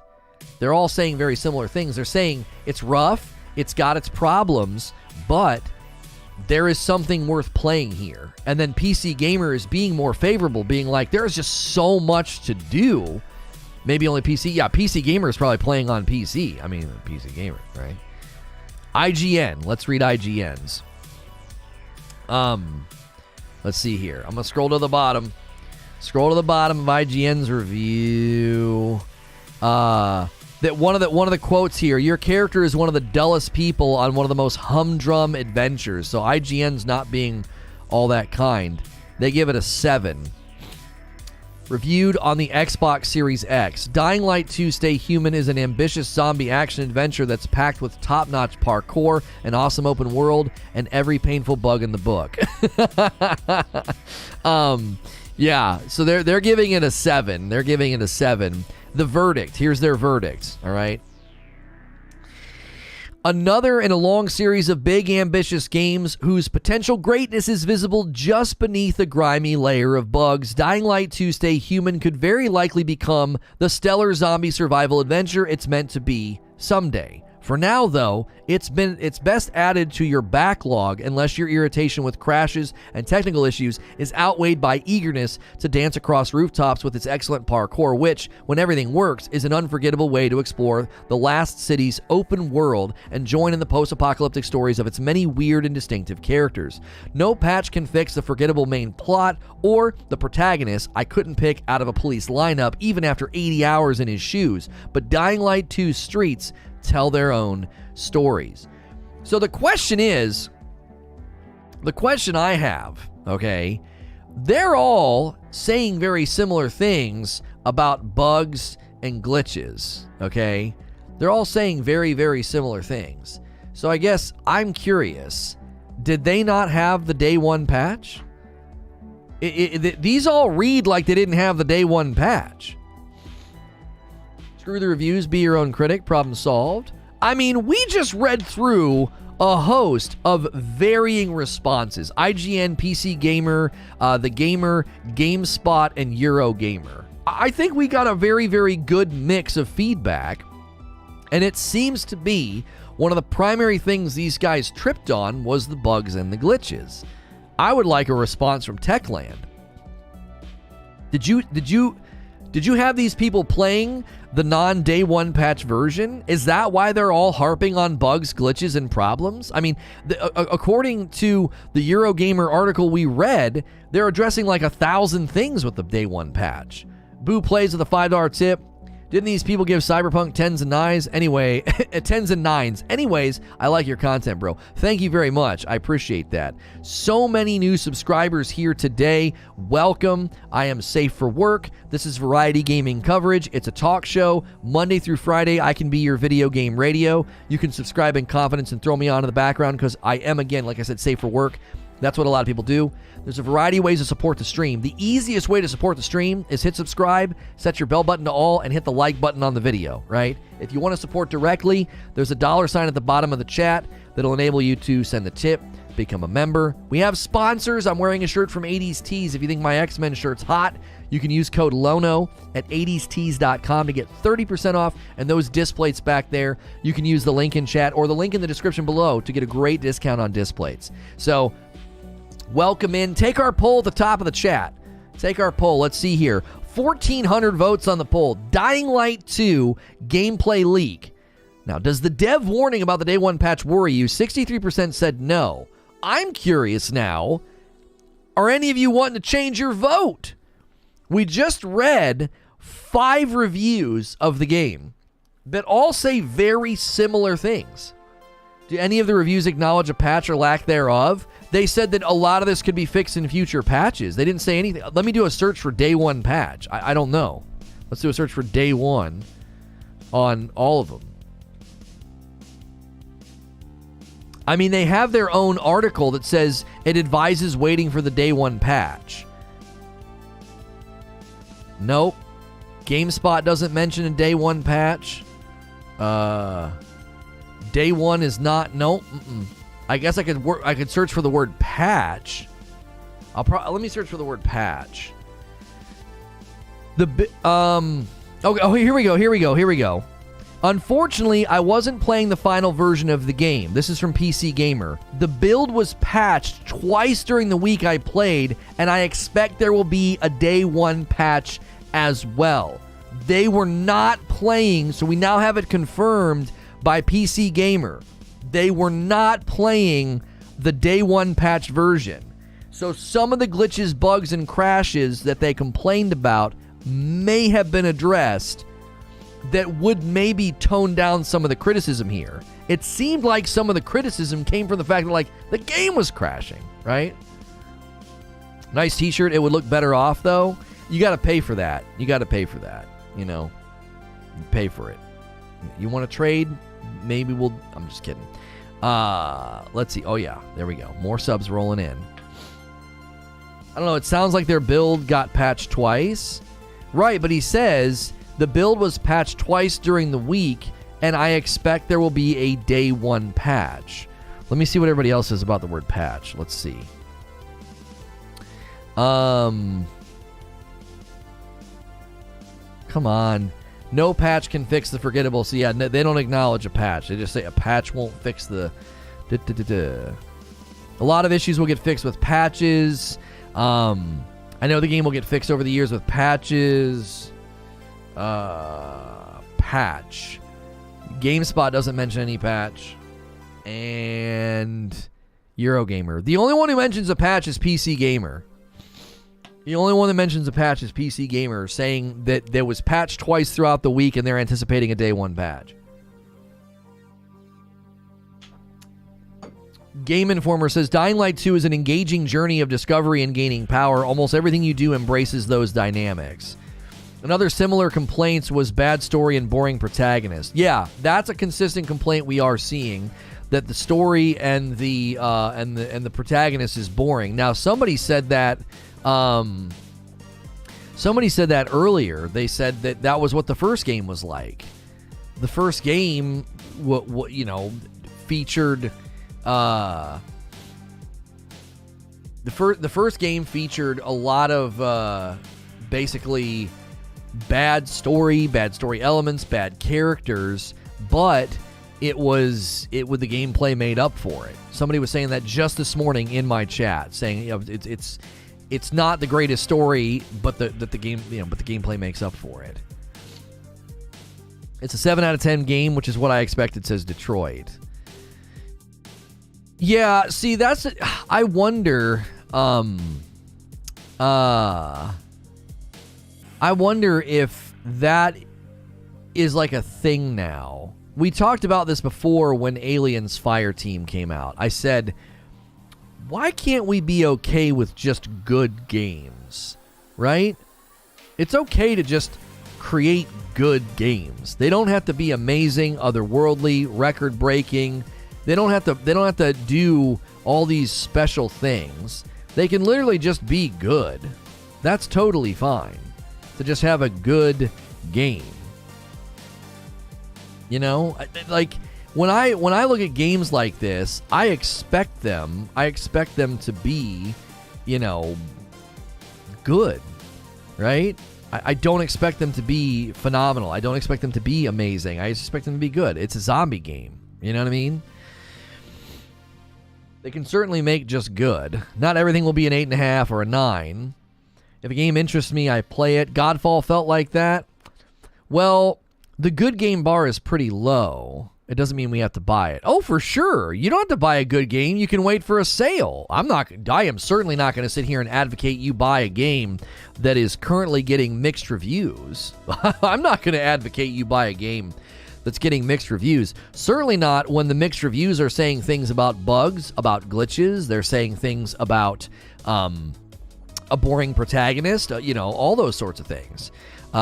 We are getting a just unbelievable amount of people coming in searching for Dying Light on YouTube. Holy moly. If you found this video in my channel today searching for Dying Light gameplay, I appreciate you tuning in. If you've taken the poll, if you smashed like, if you've talked in chat, thank you so much. How close are we to the next milestone? 6 more likes to 400 likes. Let's hit that next like milestone. Thanks for being here. I love seeing so many names in chat I don't recognize. We are here every day having great conversations about variety gaming news. I hope you come back all throughout the week for all the different things that we're covering. Tiny Tina Wonderland's gameplay preview. We're going to take a look at some of the new information this afternoon, so don't miss that stream either. We greatly appreciate seeing so many people here.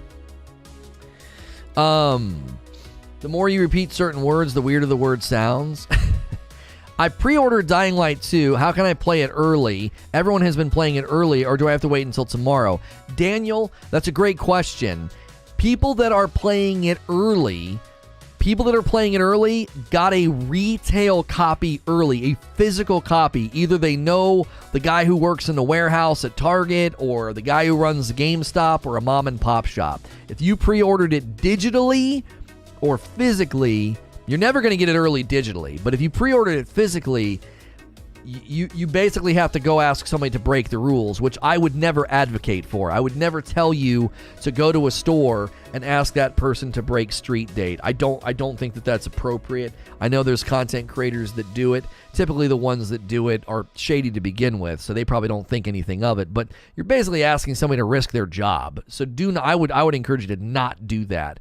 That's how people end up with it early. PC's tomorrow at 7 p.m. Eastern. Consoles Friday. I was searching for washed up streamer. I landed here instead. Oh, really? I added the instead. I landed here. Really? Yeah. Dying Light is supposedly hitting early on PC for whatever reason. I don't know why.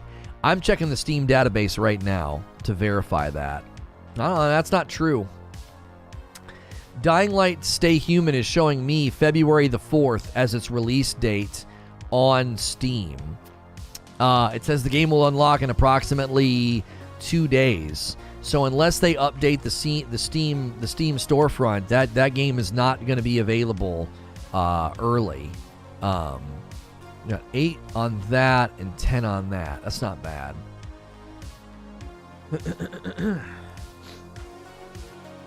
Techland is Polish. Look at Twitter. But that doesn't affect Steam. That doesn't affect Steam. Steam doesn't say anything about that. I'm trying. Let me try and verify what's being said in chat. I don't want to just repeat what somebody's saying and act like it's gospel. Have they announced officially anywhere what you're saying so we could actually confirm it? Dying Light game on Twitter. Preload is live. I asked if you are ready, but no one asked if I am. 2 days now. TikTok. Techland published a map saying 7 p.m. Eastern tomorrow. Oh, there's like a map. There's like a release map. Let me see if I can find that so I can show it to you guys. Seeing is believing, right? Here we go. All right. Oh, no, I don't need to save the image. I need to open the image in a new tab. Okay. Let me get you the image on screen. It's always good to show, like, so people don't think I'm just sitting here spouting nonsense. Here we go. All right, so, ba-boom.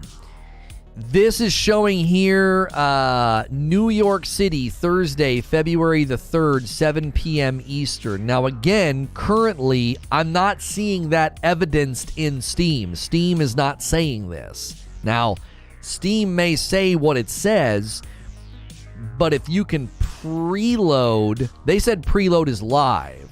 So if you can preload, then that means your time zone would likely show, like, oh, it's available now. You know what I mean?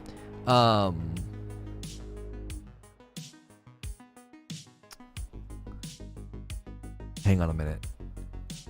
Bug fix patch. Oh, that's Dead by Daylight. I thought they had more patch notes. I was like, oh, we got more patch notes. Preload is 48 hours. Red left corner. Oh, thank you. It says down here, on consoles, the game will release in each region at midnight local time. On both PC and PlayStation, preload of the game will be available 48 hours before the scheduled release in each region. On Xbox, preload is available now. All right, so let me make sense of this for you. On Xbox, you can preload right now. On Xbox, it will be available at midnight local time. So midnight rolling into Friday for you local time is when your Xbox will let you play. On the PC and the PlayStation, preload of the game will be available 48 hours before the scheduled release time in each region, which means you will be able to preload it now because we're 48 hours before midnight tomorrow. We're within that window. So you can preload on all platforms as of right now. Now, consoles, you can play at midnight. PC, you can play in all these times shown, right? This post is old. That doesn't mean that people have the information, right? You know what I'm saying? I could read to you an old manuscript from George Washington, and you might not have the information. It being old doesn't mean that it's not important. So the fact that it's old doesn't mean people in chat know about what I'm reading. My time is EST. I'm confused. What do you mean midnight? If you are Eastern, you can play at midnight if you're on console. If you are Eastern, you can play at 7 p.m. on February 3rd if you are on PC, right? Does that make sense? So PC, you can play at 7 p.m. Eastern. If you're Eastern Standard Time, If you're console, you can play at midnight Eastern rolling into Friday. Misunderstood me? Oh, I thought maybe you were telling me it's old, there's no reason to show it. I was like, what do you mean? This is important information. I saw a chart said game releases 12 GME on the 4th of February. And the time between there and you do the math.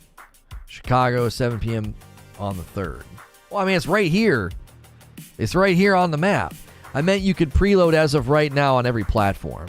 Right. Yeah, this post is old, meaning it was letting people know, hey, once you're 48 hours in, the first game got a 75 from the reviewers. So, yeah.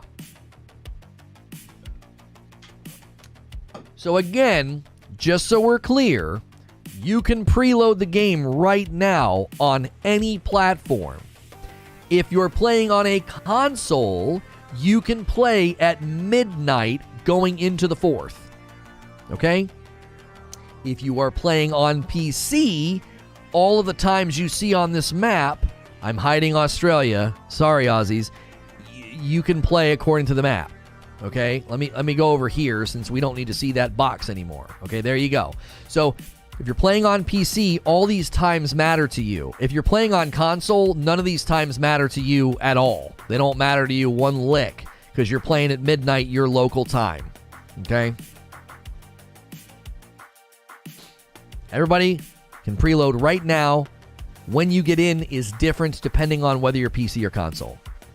PC can get in a little bit earlier according to the times on this map across February 3rd into the 4th. And all the console homies can jump in at midnight local time. Got it? How do I change the time zone? Don't even bother with that. It's not worth the trouble. You got to jump through 18 different hoops, and you probably have to create a brand new account. It is not worth the trouble. I would not ever advocate for trying to get around region locks or region blocks. It just simply isn't worth it. Rollout seems way too easy. Can we make it more complicated? If people can't figure out when they're supposed to play, it'll help with server load. Midnight is the opposite of afternoon. What? Go to your settings in the Xbox time zone, switch to New Zealand, and reset your system.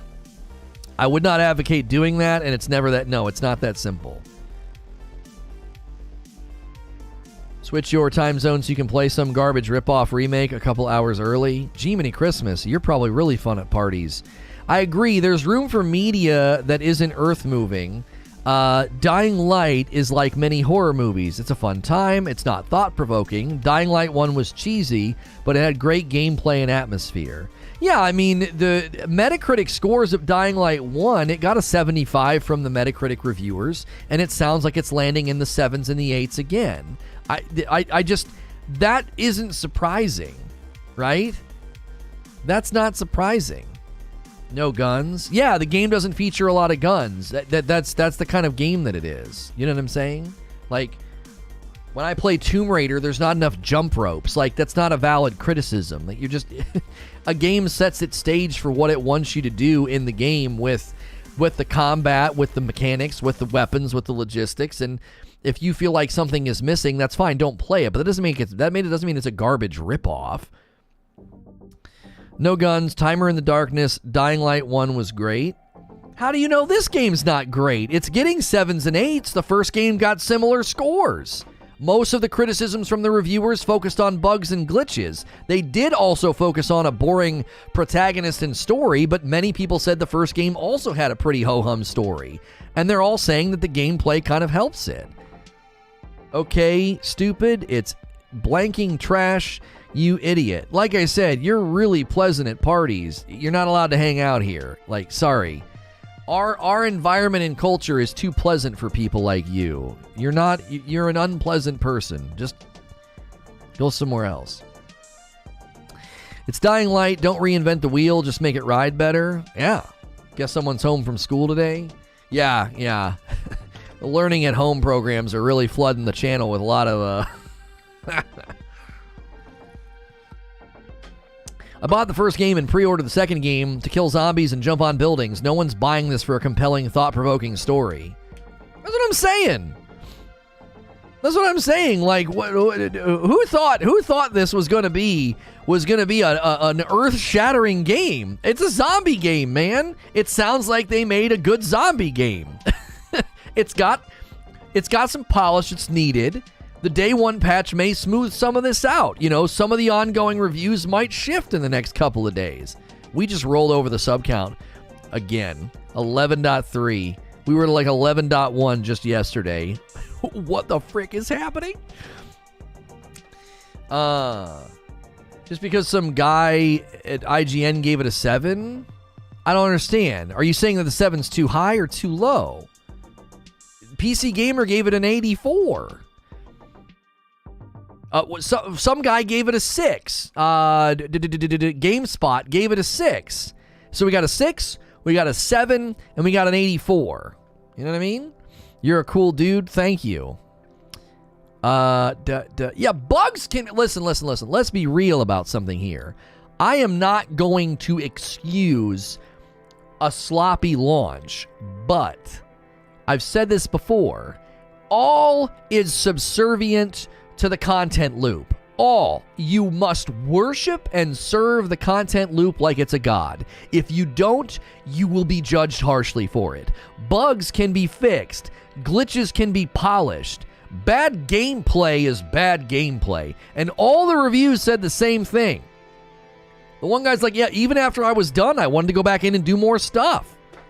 Even after I was done, I wanted to go back in and do more stuff. The PC Gamer guy was like, I was having a blast. There's so much more for me to do. There's so many things I didn't discover. They're all saying the same thing. It's got bugs, it's got glitches, it lacks polish. It can be very frustrating for that reason. The story kind of falls flat. Well, they're all saying and praising the right thing. They're praising the gameplay. You see what I'm saying?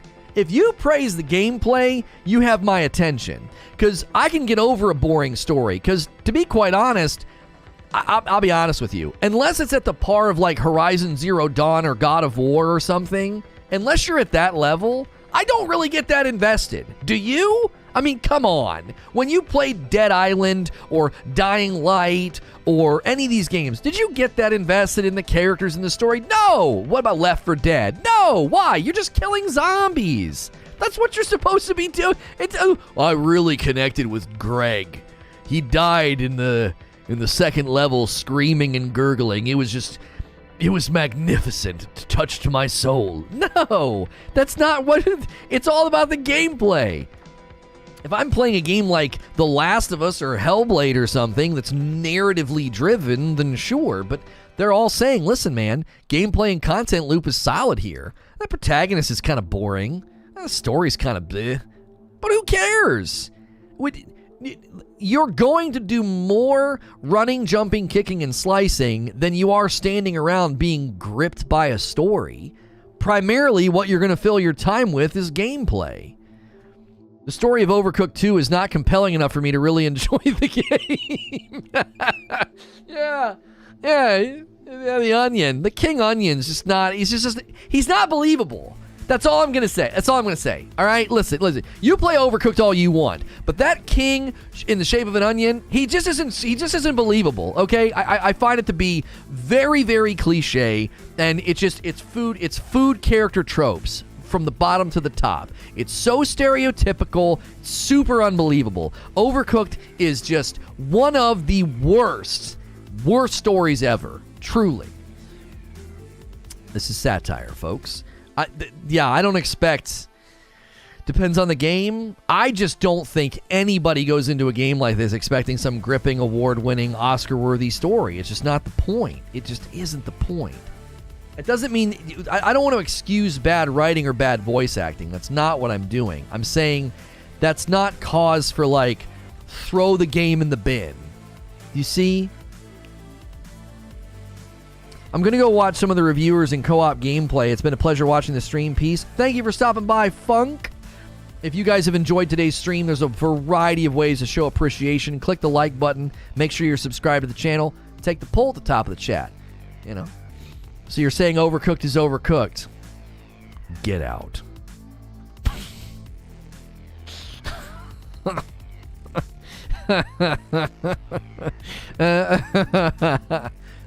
Okay. All right. That's fine. So you're saying exploring the world with your friends will be the highlight of the game. The memorable moments come from the co-op on Dying Light. The story is all scares and surviving with a friend. The script just leads you to the encounters. Yeah, you don't need you don't need a compelling story. So what are we doing next? Let's see here. It says we got to go kill some zombies. Awesome. That's great. Go and do it. Come back. What are we doing next? You're not gonna believe this. It says here we got to go kill some zombies. Oh yeah. Like, that's the game, man. Overcooked is actually underdone. I really enjoyed Overcooked too. My wife and I, and me and the kiddos, we played through like every DLC. We played through like every extra piece of content. We did like literally all of it. I mean, I'm saying all of it. It was really fun. We never played the first Overcooked, but we enjoyed Overcooked 2 quite a bit. It was very, very fun. My kids are actually like really good at delegating. Like, so that's what I've been trying to teach my daughter. That, like, there's a difference between being like a bossy, like, and pushy, person where you're just like making everybody do what you want. And so the other day, she was working on something and she delegated to me, and I was like, okay, girl. Like, okay, I see you. Gonna run a company someday, aren't you? She was like, Papa. I was like, yes. She's like, can you cut all these in half for me? You do that, and I'm going to write on all the ones that are already cut. And I was like, okay. Straight up delegating to her dad. I was like, okay. Little leader, you know what I mean? But, the Overcooked experience with them, that's where I learned, like, kids are actually pretty good at that, like splitting up the work and delegating. And like, she would scold her brother and she's like, I am in charge of this. She's like, you are supposed to be washing the dishes. Like, establishing, like, look, if we all have our respective roles, it'll go smooth. And they picked it up, man. We did really well. We did really well in that game. We got a lot farther than I thought we would. And then they taught us that you could like repair the walls. You can repair the walls because there's like those tower defense levels where like the zombie food is attacking you. And my wife and I couldn't figure out how to do it. I was like, I just don't know what to do, babe. I was like, we can't make the food fast enough. I said, I don't know what we're doing wrong. And my kiddos figured out you could like repair the walls. I was like, well, son of a gun. A little 6 and an 8-year-old teaching grown adults how to play Overcooked. Yeah, it was a good boomer moment for me. Good humbling boomer moment.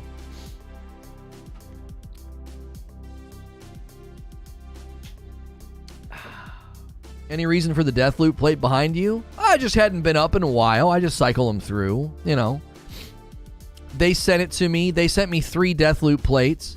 They sent me a Book of Boba Fett plate, but you can't dadgum see it. It's so dark. Like, you can't even see what's on the plate. It looks like I'm literally hanging a black plate on the wall. Super dark.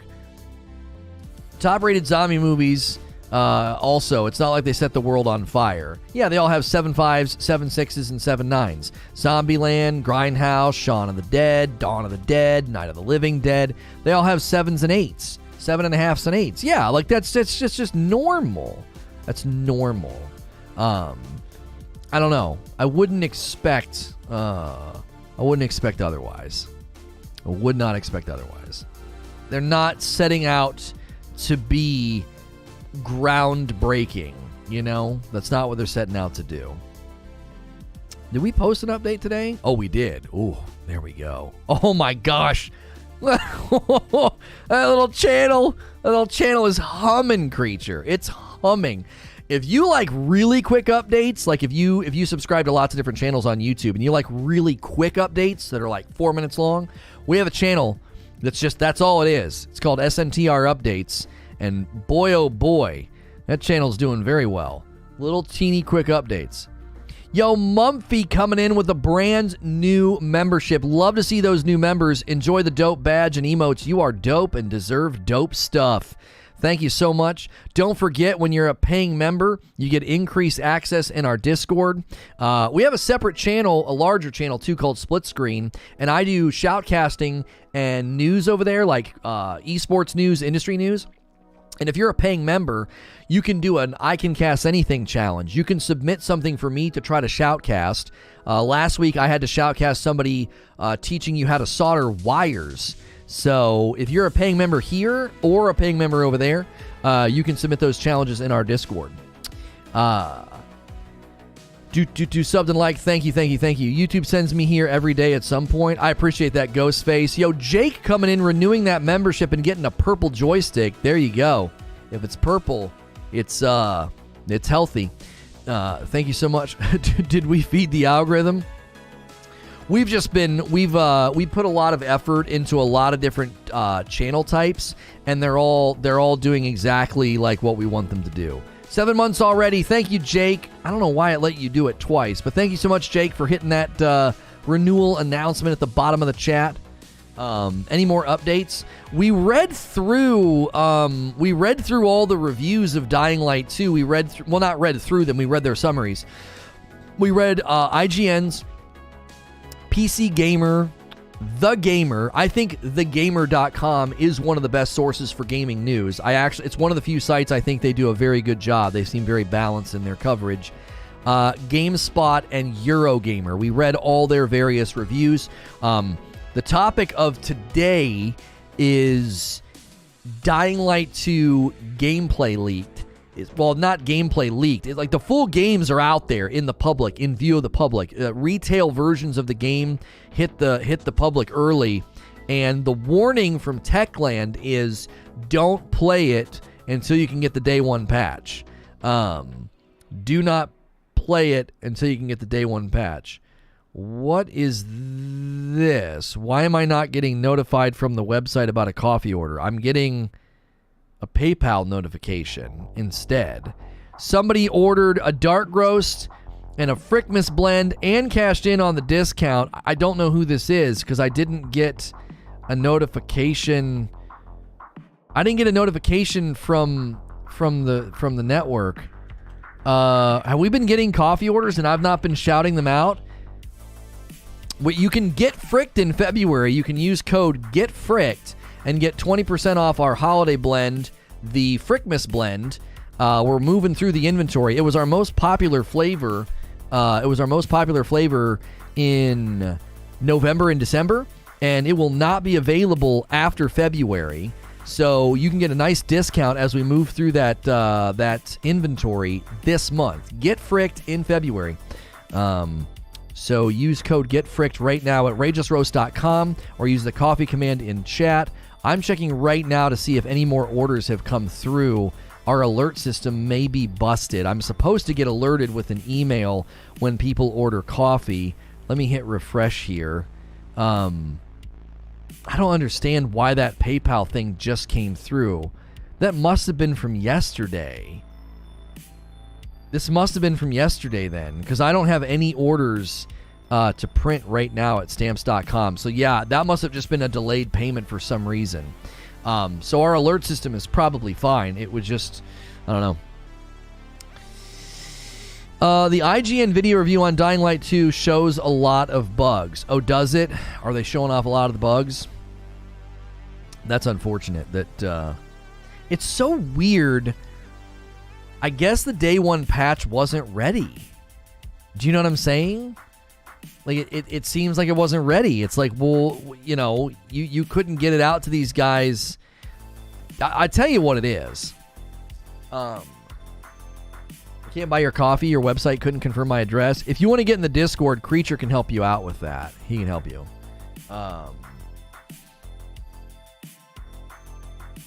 No, stop. He didn't complete his order. I mean, I didn't say who it was. I just got a notification, so I don't know what in the world happened. But yeah, if you want to get in the Discord, we can help you with that if you're trying to order coffee and you're having trouble. IGN playing on Xbox, or was that PC Gamer? PC Gamer. Did he say what? He was playing on PC, I think. Yeah. He was playing on PC. PC Gamer was playing on PC. IGN played on an Xbox Series X. So PC Gamer played PC. IGN played on an Xbox Series X.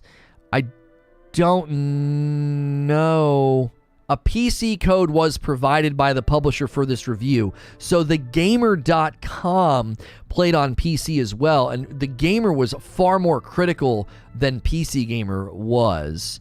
Let's see. And then the editor at GameSpot said, we will play the co-op mode when it becomes available to us. This review updated and the score will be finalized when it's done. They're not indicating what they played on. A review code was provided by the publisher. Yeah, the GameSpot is not indicating.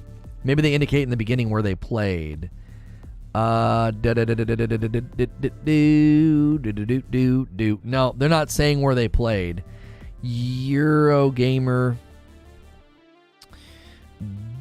doesn't seem to indicate where they played either. Yeah. Oh, wait. That's... Who is that? The PC version, meanwhile, will be kept up to date in real time.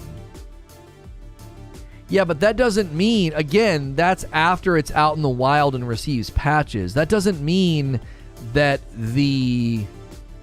That does not mean that the PC Gamer version got the day one patch. They indicated that the day one patch was coming. So either they're misinformed about the patches they received.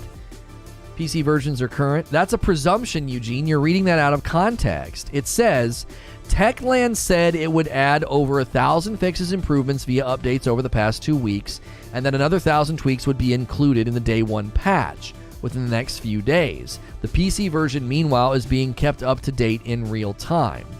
So they're saying that the day one patch is coming. That, to me, reads as after launch date, they'll be keeping it up to date in real time.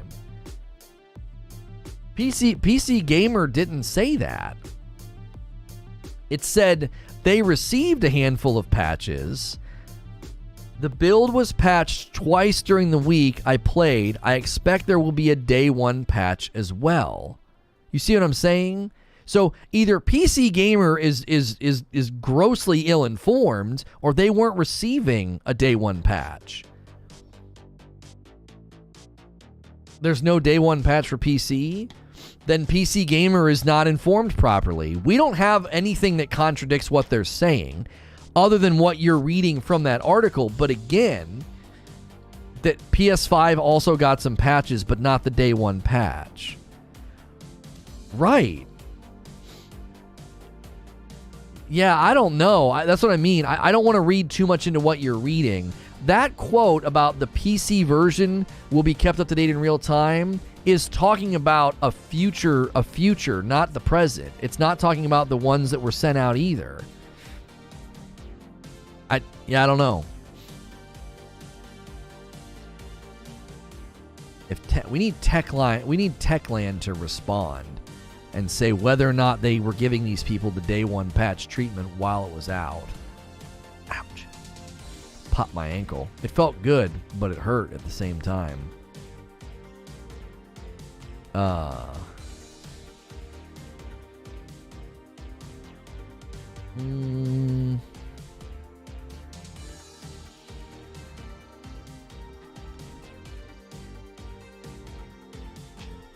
not seeing any updates about it. I'm checking Twitter right now. It seems to mostly be getting 6, 7s, and 8s. 6, 7s, and 8s. And CG Magazine gave it a 9. CG Magazine gave it a 9.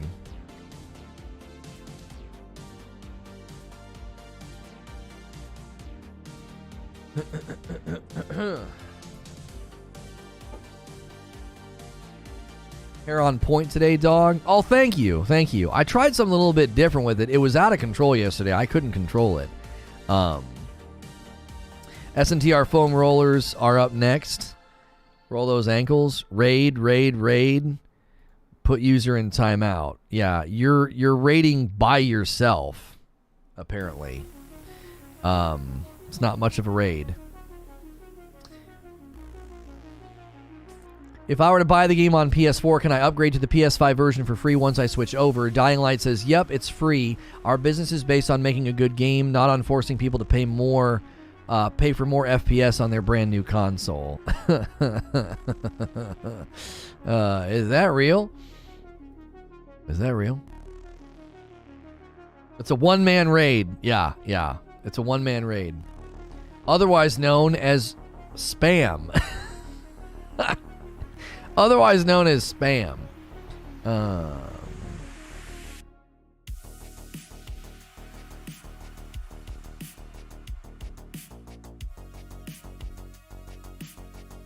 Ashen with 6 months of membership says, happy to see you cruising on that sub count, cruising in the sub count climb. And thank you so much, Ashen. Yeah, we're having a huge day today.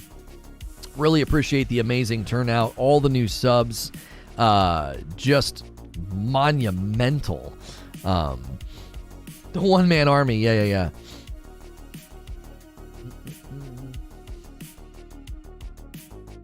The whole concept of reviewing games ASAP, even before it releases, is so bizarre to me. Well, here's the thing, though. Wouldn't you rather have them doing something like this than the alternative, which is nice beard, thank you. Like, what do they embargo it until 3 or 4 days after, and no one can know how good or bad the game is without buying it? Obviously, you could watch YouTubers and streamers, but a lot of the consumer base doesn't do that. You know what I mean? They don't watch YouTube. They don't watch live streams. We don't need all these pre-Elden Ring games to be good. They're just a pit stop until Elden Ring. Well, maybe for some. Maybe it's a pit stop on the way to Horizon Forbidden West. Yeah, the like count's cruising today as well. We only need 13 more likes for 500 likes. So thank you, everybody, for smashing that like button today.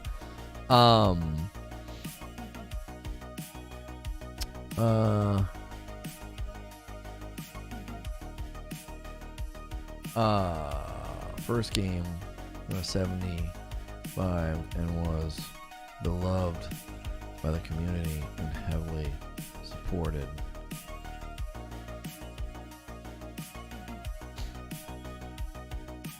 No, don't feel like interacting with you. Yeah, it's getting a 77 on Metacritic, and Games Nosh says that's a bad score considering how generous game reviewers are these days. I don't agree.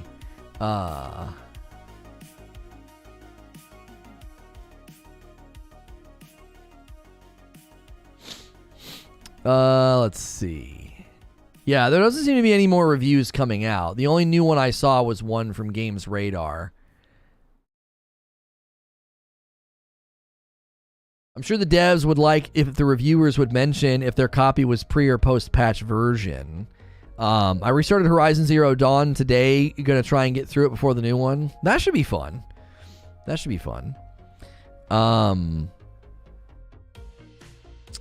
Yeah. I think it's a weird stance for Techland to hand out a bugged version and hope they look past the bugs that we know are there. That I kind of agree with you. Why wouldn't you say, hey, we really hope that you say it in your review that, like, you don't have the day one patch, and it's, I don't know.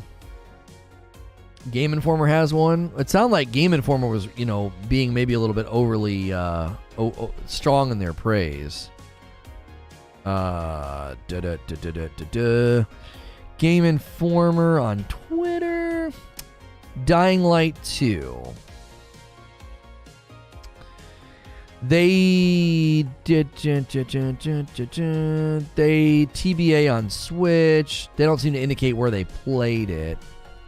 They give it a 9.5. Dying Light 2 is an engaging journey of discovery and gaining power. Almost everything you do embraces those dynamics. In evolving beyond the first game's offerings, putting a stronger emphasis on the characters helps shape the world in meaningful ways. Some of Aiden's choices are difficult, especially those surrounding a character named Lowen, who is given a heck of a pulse by Rosario Dawson. I can't say enough great things where his and her stories go. I adored almost every second of this game and see myself revisiting it, as Techland has announced at least 5 years of DLC on the way. That's a wonderful promise to hear when starting a new game that has turned out this well. Yeah, I don't know. This guy's given it a 9.5 and has nothing but good things to say about it. Strangely, praising the story, one of the things that almost all of the reviews didn't give good praise to. IGN even went so far to say that a fellow reviewer on PS5 lost their save file due to bugs and had to start over again.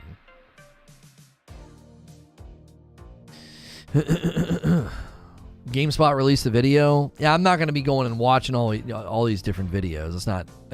I don't mind reading some, quick reviews. This guy, Leon Hurley, who writes for Games Radar, says it's a big game and for the most part, it's a good one.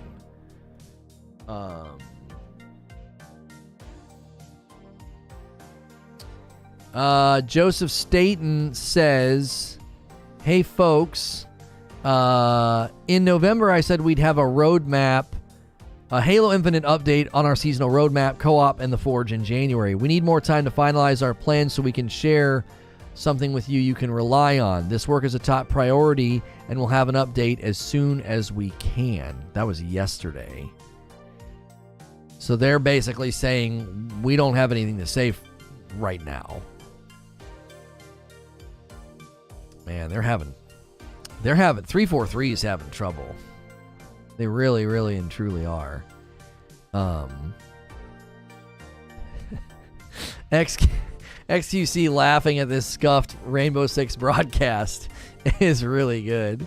He's just dying. He can't breathe. It's so bad. It's so bad. Oh, that's good. That's good. We put a video up today on Split Screen about XQC's. He actually has an exclusivity contract with the Purple Platform, which is insane to think about. He said he didn't tell anybody because nobody asked, which is funny. Truth be told, I pre-ordered it, but not because of the game, but the level of support that Techland provides to their games.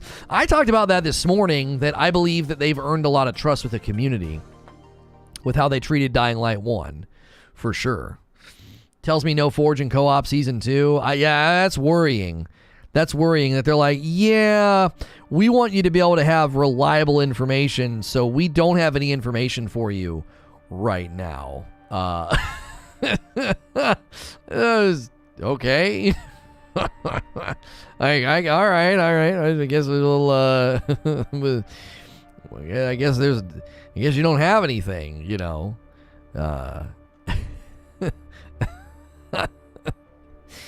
Okay. Where is the... Was it yesterday they put it up? Here it is. All right. Here we go. This is for later. This is for later. I'm gonna get the next video that we need ready.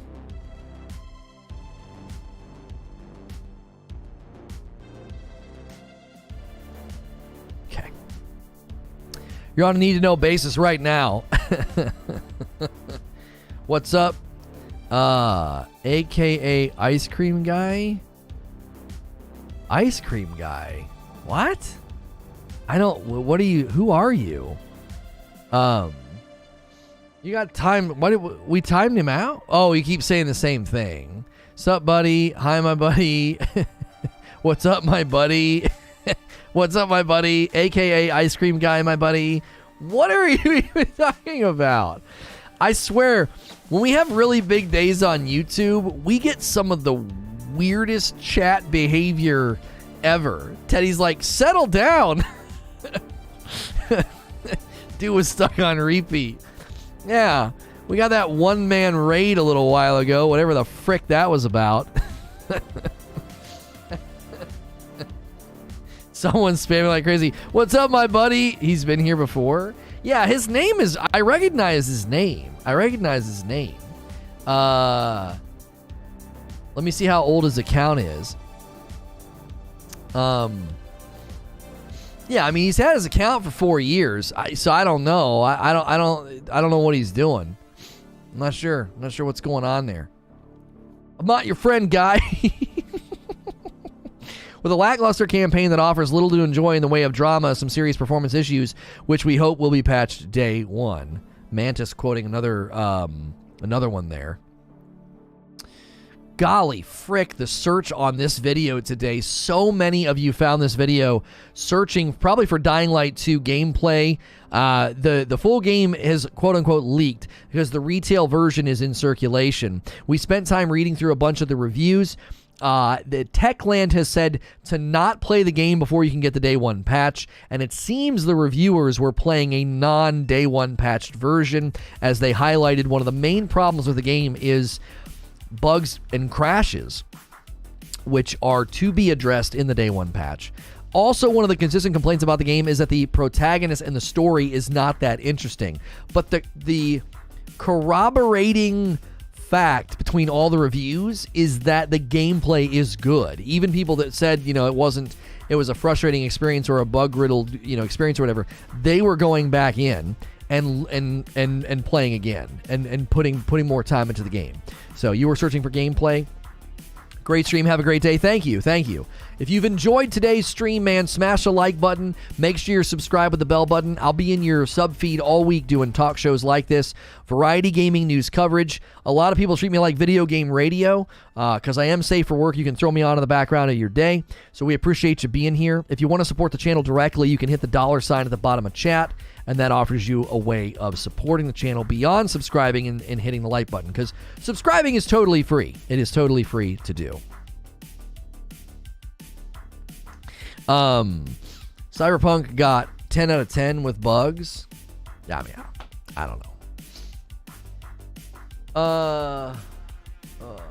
I'm new to your channel, and Crispy, I wouldn't self-promote yourself on YouTube. It's going to be pretty frowned upon if you do it. Sony is working on 10 live service games, including a new Bungie IP. Oh. Well, there you go. Destiny 3? No, it says a new IP. That's not what that would be. So, as we said when I speculated about Assassin's Creed Valhalla and Ghost of Tsushima 4 months ago, live service is going to become the new norm. There's going to be more live service games. I mean, it's just going to become more and more common as time goes on. I think Sony sees the money. They see the money that can be made, and they're interested, and that's why they're working with them. We covered that yesterday. If you want to see my full coverage of Sony buying Bungie, that VOD is available. We try to cover, lots of gaming news. I had a guy get up my nose on split screen. He's like, really? You're going to cover this, but not some of the biggest gaming news? I thought you were above this level of pettiness. I was like, hey, dum-dum. We cover this on my other channel, but, you're not paying attention. You're busy sitting around waiting for, I don't know what. Waiting for me to lick a drag, I guess. And then you want to get all self-righteous about me covering Pokemon on a channel about industry news and content creators. We got a gaming news channel, and you're just not subscribed to it. You dum-dum. All right. People are like, yo, settle down, man. Dum-dum? Woof. That kind of language just feels so unnecessary. I thought this was safe for work, saying things like dum-dum. Yo, Sven with 8 months of membership. Hello, sir. Did I hear about Master Chief on the PlayStation 5? Shut up, Sven. No. I'm still mad at you. I'm still mad at you, dude. I was sitting down, got a drink. I got my TV show going. I'm ready to have a relaxing time with my wife. And you put that crap in the Discord. I grabbed my laptop real quick. I was like, oh, frick, we got to type up a new show. What the frick is this? And you freaking rickrolled me. You are such a Sven. And I mean that. Heartfelt. You are such a Sven. Sven.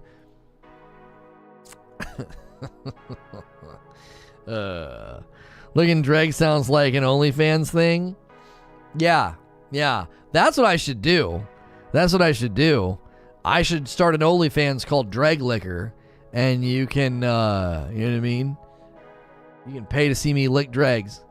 At least no one is going to be that into it until it's advanced enough to be like Ready Player One instead of whatever terribly boring hellscape this is.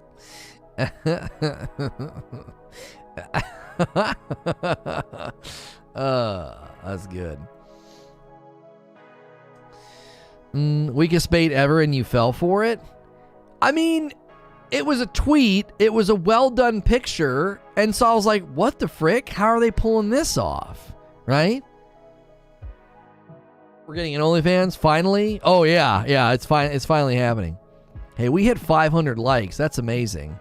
We had 500 likes and almost 2,000 votes on the poll. Make sure and vote on the poll at the top of the chat. If you're tuning in for Dying Light 2 gameplay that was leaked, the warning from Techland is that the retail versions of the game got out early, and they're saying don't play it or look at it until the day one patch is in circulation. We read through a lot of the reviews this morning, from Eurogamer to GameSpot to The Gamer to IGN to Game Informer to Games Radar, all saying very similar things about the fact that the game is rough around the edges.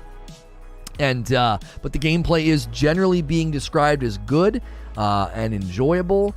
And so if you've enjoyed today's stream, make sure you're subscribed, make sure you've hit like. Those are all the free ways to support what we do here. We are going to do a second show this afternoon, and it's going to be a Tiny Tina's Wonderlands gameplay preview. There's two big changes coming to the Borderlands format, and we are going to break that down, as well as the new gameplay footage that was released. A $10 tip from Akuta Papa.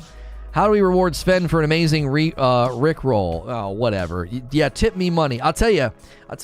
This is how you can reward Sven. Get fricked in February. You can say frick you to Sven. Use code GETFRICKED to get my Frickmas Blend coffee 20% off right now. Okay, we're trying to move through our holiday blend inventory. It's no longer available after February. So get fricked in February.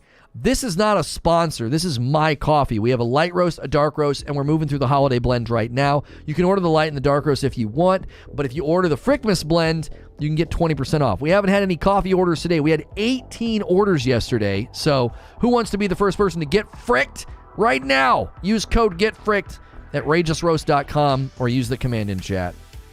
Coffee. Thank you so much for being here today. Huge day. Tons of new names in chat. Give me a brief moment. I will be right back, and we can continue debating about this game and the reviews and what you guys are thinking and seeing. Are you concerned? You can take the poll at the top of the chat. Dying Light 2 gameplay leak. Does the dev warning about the day one patch worry you? Over 60% saying no, it's not worrying at all. So make sure and take that. You might see some ads while I step away. Thanks so much for being here.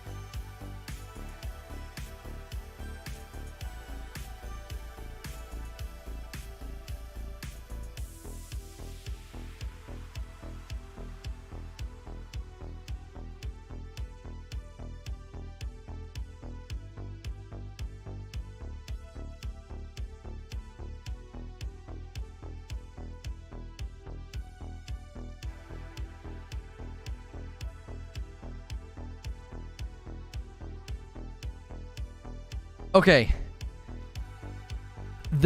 So we just got some news about Dying Light. Let me see if I can pull it up here. The Game Rant reporting it's going to come with Denuvo in it, baked into it. The DRM, it's controversial. People don't like Denuvo being baked into their game. Let's see.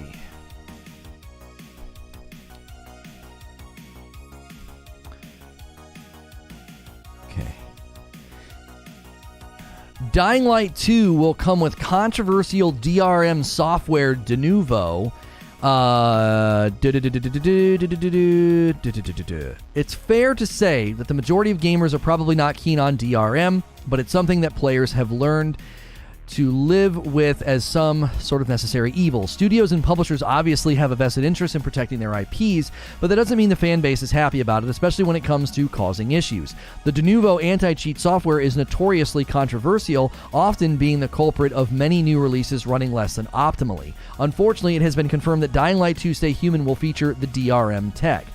At the 11th hour of the game being released, a spokesperson for Techland, the studio behind the upcoming Dying Light 2, has stated that the game will ship with Denuvo.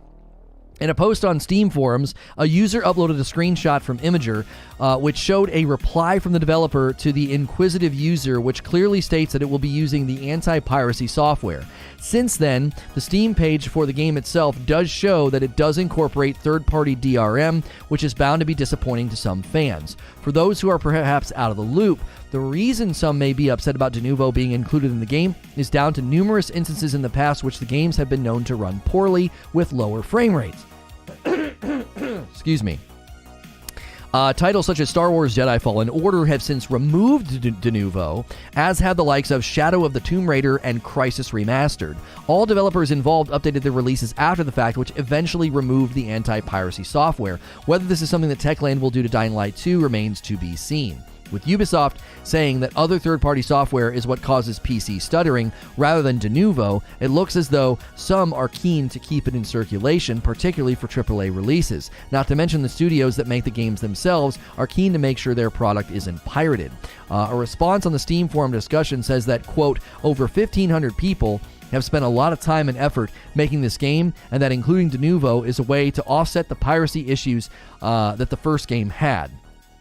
As for the game itself, Dying Light 2 will be releasing in a couple of days, with PC and console owners being able to preload it. Although the first announced at E3 2018, the game would eventually be delayed in the early parts of 2020. Given that fans have been eagerly awaiting its release, it's likely that having DRM won't deter many from playing unless it causes issues. How does it ruin FPS? Basically, because it's running in the background. It's constantly there, and it causes performance issues. Heads up. Denuvo has been known to cause performance issues in the past. Techland indicated that the first Dying Light had a lot of piracy issues, and this is being done to keep that from happening again.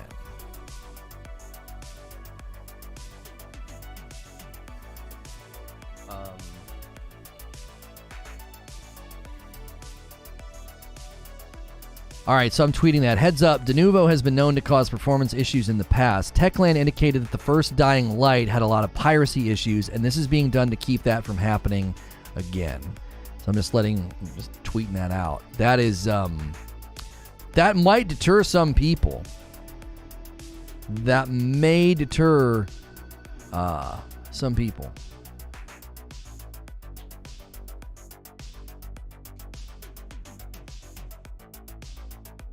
Not only that, but people have managed to get around Denuvo very quickly in every case that it has been implemented. Resident Evil Village stuttering on PC fixed by removing DRM. Yeah, it happened with Resident Evil Village as well. Yeah, there's another example of, yeah, it ran better, once they turned it off. It's just unbelievable. I don't even know why you'd fiddle with it. I mean, I understand where Techland's coming from. I do. I understand where you're coming from. You know, your first game had piracy issues. Like, I get it. I do. I 100% get it. It really only affects low-end PCs. I think that's an oversimplification. I don't think that's accurate. I do not think that that is accurate. Okay, that one's performing really well. How are we doing over there with X? It'll get there.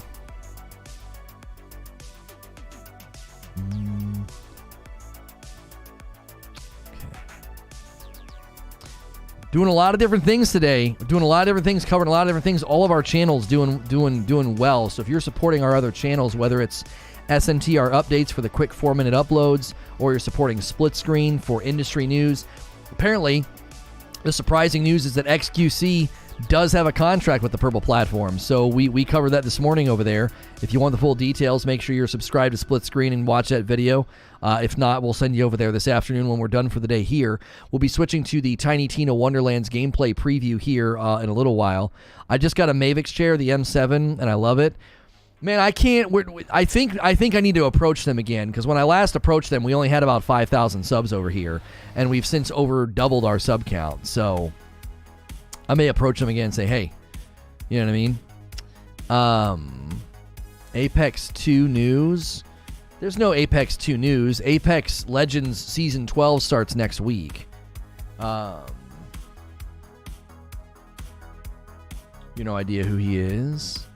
Yeah, but I thought our XQC coverage did well on YouTube. We've covered him a couple of times. When did we cover him last? YouTube needs XQC. It did fine. When he went to streamer therapy, it did fine. Yeah, I guess we talked about him in the DMCA video, and that did okay as well. The Tally video did okay. Yeah, he's definitely not like Pokimane, though. Like, Pokimane is known sort of everywhere. Yeah, that makes sense. It's not a big deal. I'm pleased. I'm pleased with what we're seeing over there. It's just going to take take a couple months. Take a couple months for it to get the results that this channel and updates is getting. In Resident Evil, I was losing about 20 to 25 frames, says Josiah. A lot of anti-cheat and region lock software for MMOs and such only run on the game at startup, and they thus do not run in tandem with the game. Denuvo is always running. Yeah, that's the issue. Anybody know when picture-in-picture mode is coming to YouTube? I know it's being tested. You can do that, DBS Prime. There's a way to do it. What you do is you click on the video and you say, how do you do that? Add to queue, and then press play, and then it runs down in the corner, and then I can go browse. That's how you do it. Do you want me to show you how to do it? Close player. I'll show you how to do it. I'll do it right now on my own stream. Okay, so what you do is you hover over the video. If you're on PC, now if you're on mobile, you have to have premium to do this, to like, actually no, premium lets you, without premium, as long as you're in the app. So you see this button here, add to queue. See, you got watch later, and you got add to queue. If I hit add to queue, it throws it down here in the corner. I hit play, and there we go. The stream is now playing, and I'm free to do other things. Oh, you're on mobile. Well, on mobile, as far as I know, you should be able to just slide the video down. Right? So I'm on mobile. I'm going to click on Game Informer's Dying Light review, and then I'm going to slide down on the video. Yeah, it's playing down at the bottom, and I can continue to browse YouTube. You just have to, like, slide down on the video.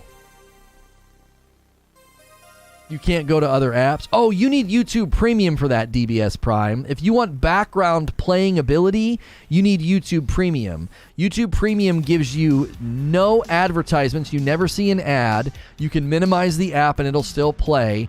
and you get access to YouTube Music. We're hearing rumors that YouTube Premium will eventually give you the ability to get one free membership to a channel of your choice, which I really hope they do that. I'll get everybody on Premium because your viewing experience dramatically changes. The Blue Sentinel guy said that easy anti-cheat is not going to fix the RCE. It only adds more steps to it. Yeah, we're covering that on updates sometime today. We'll have a 4-minute video on that. It's not going to be a lead topic here on gaming, but that's a reason to be subscribed to our updates channel. Let me give you a little glimpse into our updates channel.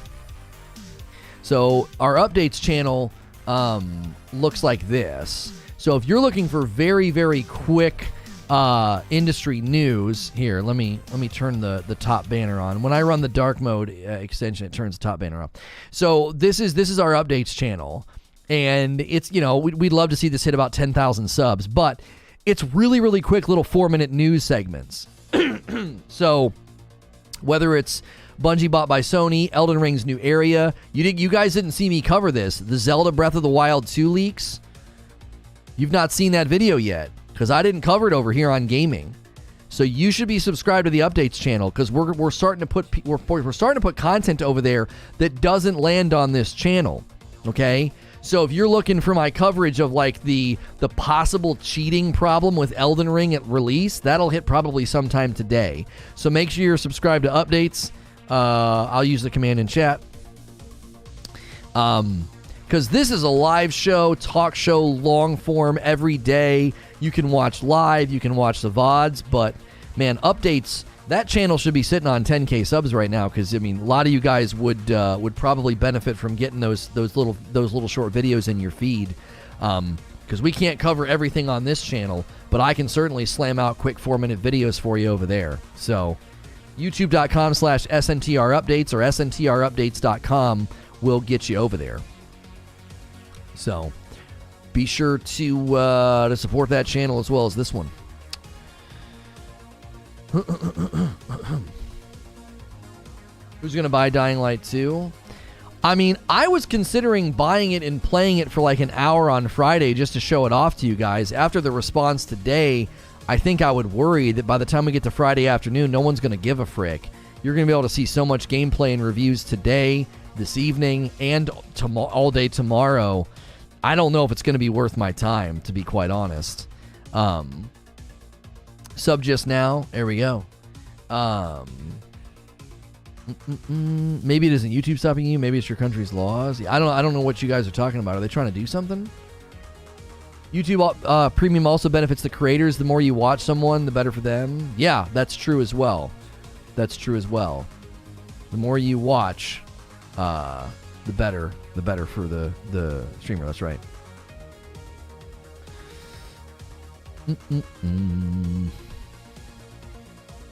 Who's going to buy Dying Light 2? It could be one of the biggest selling games this year. Sub just now. Thank you guys for supporting our other channels. We deliver just an unbelievable amount of content every week, and I understand that not everybody's going to be interested in like Pokemon news or esports news or shoutcasting. That all happens on split screen. Like, not everybody wants little short 4-minute news segments that's over there on updates. I totally get that. That's why we separate it all. So those of you that are like really big into the talk show and the podcast, but you don't care about all those other things, this channel is a very, very pure, consistent delivery of content Monday through Friday. So you don't have to worry about all these other efforts that we're putting into content creation taking away from or interfering with this channel's content flow.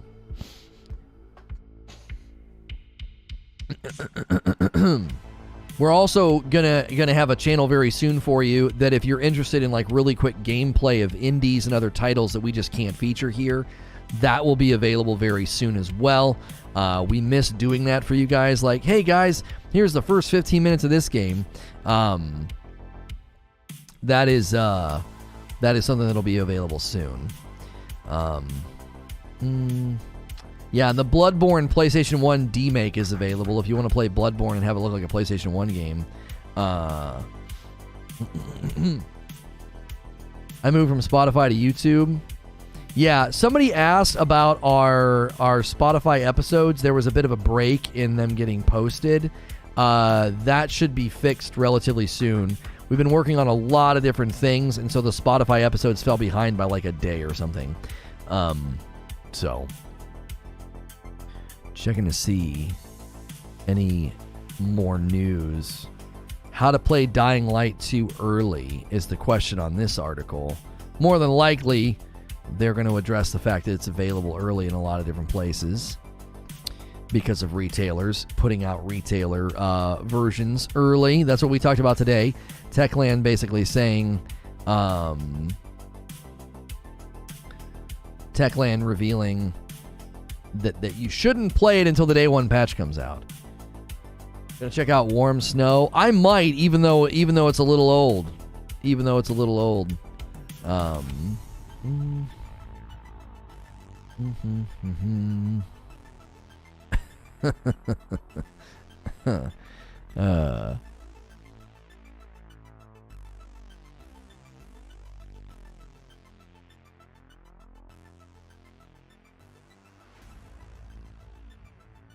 Jake getting taken to task by Valkyrie. They're back and running today. Okay, cool. Yeah, I figured it was just a day behind. I know some people are like always anxious to have those in there. Like, oh man, it's so much easier to have those episodes there. Understandably, we don't get a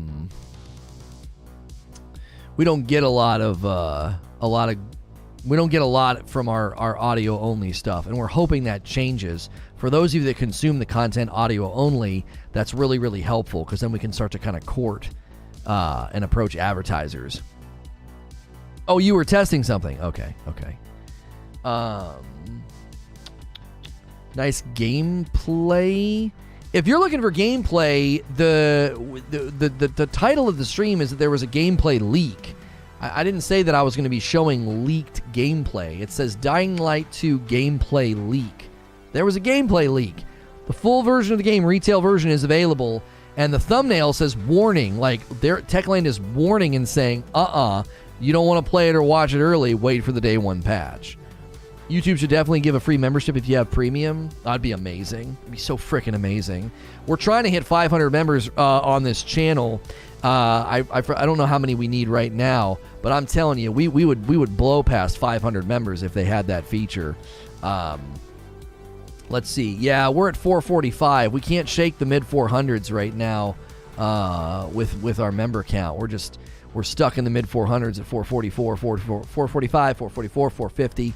We need like a 50 member train right now. But the premium thing would do it.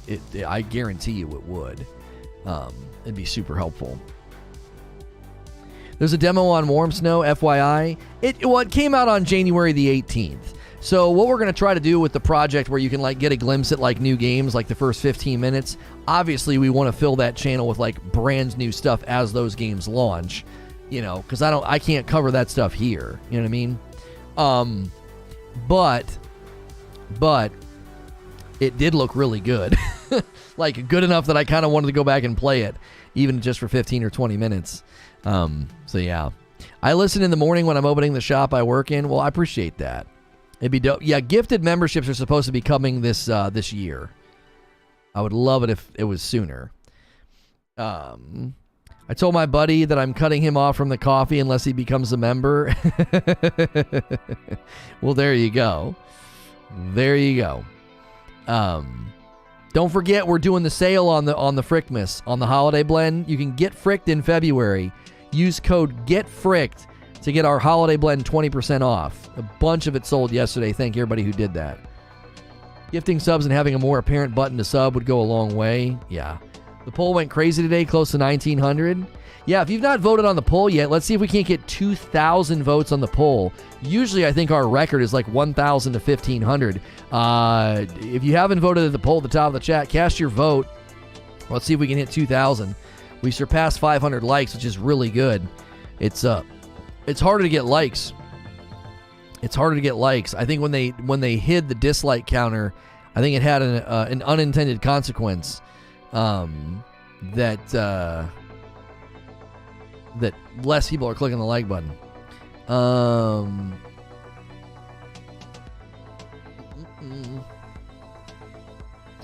Live today, not gonna lie, excited getting into Dark Souls 3. The cat is like, I'm out. Souls, salt incoming. That cat just leaving the room, like, I'm out of here, bro. I remember when we were so pumped about Battlefield 2042, this guy says, and no one's playing it because it sucks. Who has it installed or uninstalled? They're all going to say uninstalled.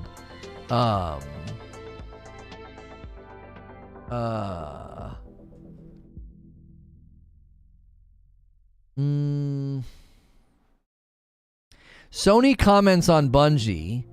They want to obtain Destiny IP and a major new IP, can utilize live service, aim to expand into live service games, launch more than 10 by March of 2026, expand game IP to multiple platforms, more than 2 times first-party games revenue. It says obtaining Destiny and new IP. Here's the full quote below. The strategic significance of the acquisition lies not only in obtaining the highly successful Destiny franchise, as well as a major new IP that Bungie is currently developing, that's Matter, but also incorporating into the Sony group the expertise and technology that Bungie has developed in the live game service space. We intend to utilize these strengths when developing game IP at the PlayStation Studios and as we expand into the live service game arena. So wait, this says they've acquired Destiny. Obtained it. They've obtained Destiny. The strategic significance of this acquisition lies not only in obtaining the highly successful Destiny franchise, as well as a major new IP that Bungie is currently developing.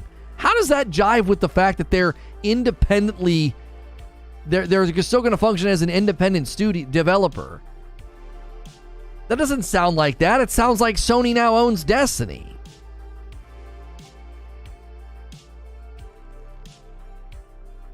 Yeah, this is directly from Sony. This is a comment directly from Sony.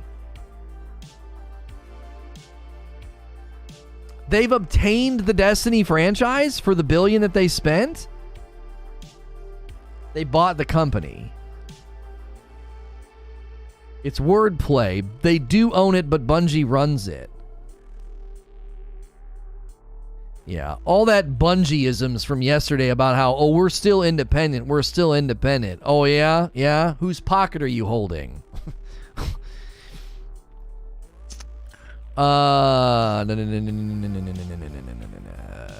Through close collaboration between Bungie and PlayStation Studios, we aim to launch more than 10 live service games by the fiscal year ending in March 31st of 2026.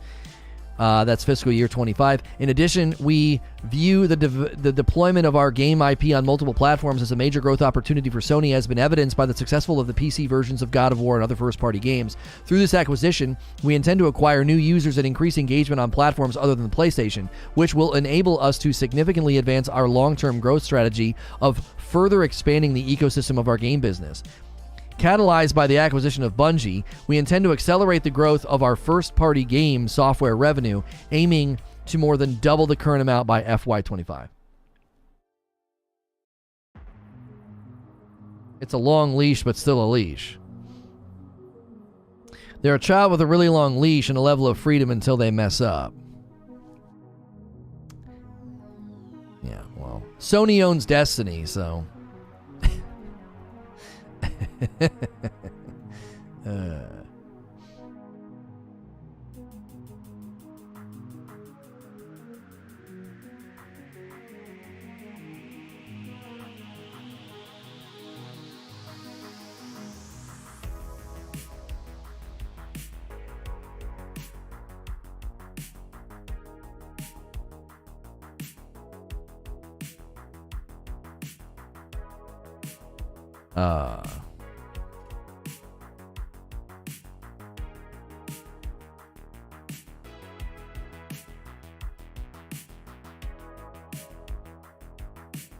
Recently beat Dark Souls 3 for the first time, and I'm rounding out Sekiro. My cat would rather be at the neighbors when I play. Did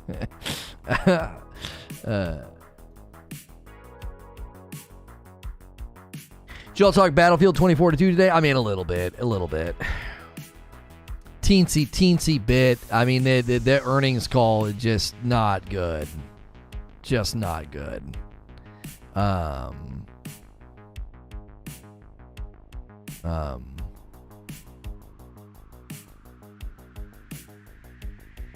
They said it's been incredibly disappointing. They're considering going free to play.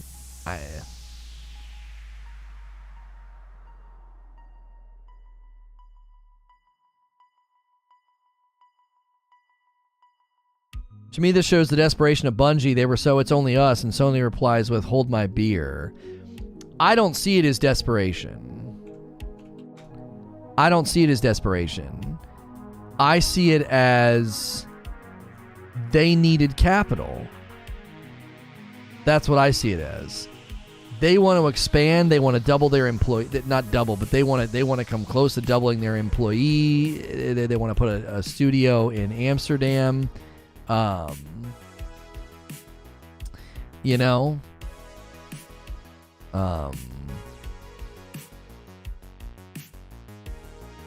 and you need capital to do that. You know,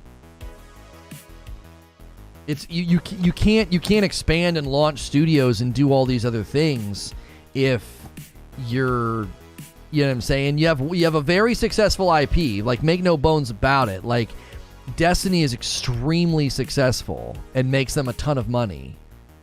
It does. However, that's not good enough to open studios and increase your employee roster. You need money to do that. It happens all the time on Shark Tank, right? Somebody walks in and is like, I have this great product. It's super successful. Here's our profit. Here's our margins. Here's our production cost. We need to open up 2 more warehouses, and we can't do it. And they're like, I'm coming to you, Sharks, for $500,000, and I'll give you a 10% stake in the company. And Cuban goes, all right, I'll give you $500,000, but I want 10% stake in the company, and for the first 3 years, I want a royalty share on all sales, so I make my money back faster. You see what I'm saying? Like, that's what this was. Bungie's like, look, we have a successful franchise. We want to do more with it.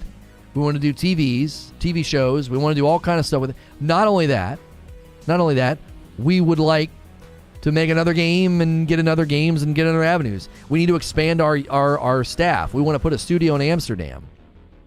We need capital to do that. And Sony's like, okay, we'll do it. We want your proprietary tech. We want your expertise and insight on live service. We want to launch 10 live service games over the course of the next 3 years. And Bungie says, okay, yeah, we can help with that. We want to remain creatively independent, though. We don't want to go through another Activision Microsoft situation. And Sony says, oh, yeah, that's fine. We're going to want ROI on Destiny, though. Destiny's ours now. You know? So it's I don't smell any desperation in it. I don't. I think my coverage yesterday was pretty fair, right? I think Bungie's got significant problems. I think Pete Parsons needs to go. I think they forced people to sign non-disparaging agreements. I think they paid people to be quiet. I think they covered up their misconduct. I think the culture of retaliation and the toxicity is still there. I think Parsons is a part of that. I think their CMs are awful. But that doesn't mean that as a company, they're like desperate and went back on their independence. It's like, we need capital. We can't grow without capital, and Sony can give us capital, and it's a mutually beneficial arrangement because, you know, we can give them, we can give them the expertise and the insight into, you know, live service, and we've got proprietary tech that we've invested and created, and they want it. So, like, I can be critical of the company, I can be critical of their abysmal and embarrassing CMs, and I can be critical of how they've run their company and how they handled misconduct. But that doesn't mean I'm going to like let that overshadow just like basic assessment of what in the frick's going on. I don't think they're desperate at all. I think they're like, we need money, and we're in a good enough position to actually get the money. Think about it. The sharks on Shark Tank, they pass all the time on companies. They're like, nah, your margins aren't good enough. You're unwilling to budge on price. You know, your product's in a niche market that's super competitive. No, thank you. And for that reason, I'm out, okay? Clearly, Bungie's got something they're bringing to the table, because Sony's like, okay, here's $3.6 billion, and here's the stipulations of the contract. Here's what we want to do. Like, they've got something.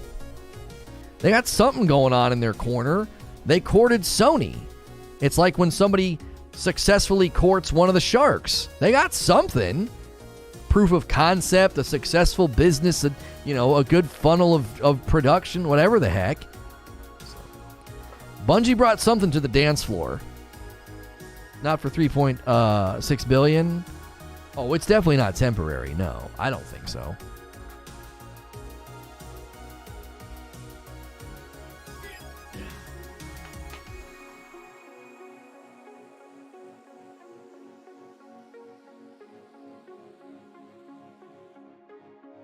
Wife and kiddos packed up all the coffee orders from yesterday, folks. It'll be to you soon. Did we get the 2,000 votes on the poll? Oh, we're so close. 1912. So many votes on the poll. I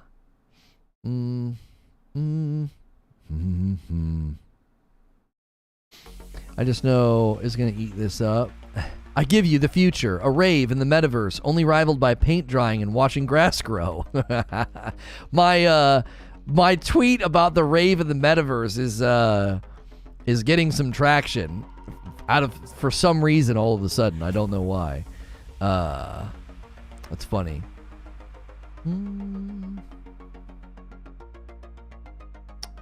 Huh. Here's the thing, $3.6 billion, was that for the whole company ownership or only a portion of the company?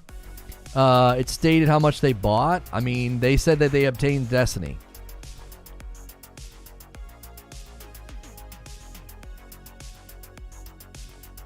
Sounds like they bought them to me. You know?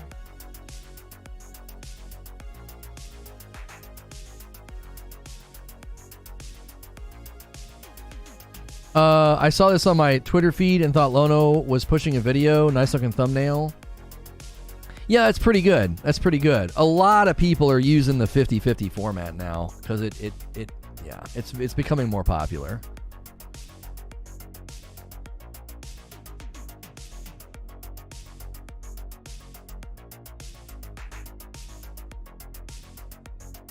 $50-50 thumbnails are really popular on YouTube now.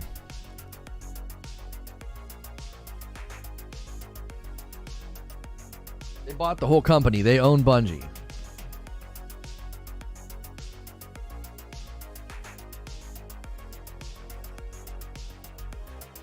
Maybe Microsoft was trying to buy Bungie and they went with Sony instead.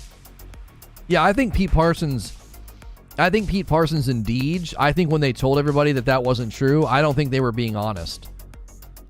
I think they misled the public. I think that was true. I think Microsoft was trying to buy them. I think they were in talks. I don't trust Pete Parsons. I don't. He misrepresented the misconduct at the company. Used company money to cover it up. Used IGN as a news outlet to spin it. I have it on good authority from a former employee that he's the source of the toxicity and the retaliation culture, and that there's still problems with the company, and they just paid people to be quiet, basically. So when he comes out and says, "Oh, that's not true. You're reporting on something that's not true. That Microsoft wasn't trying to buy Bungie," I don't believe him. Why do I have more reasons to not believe him right now than to believe him.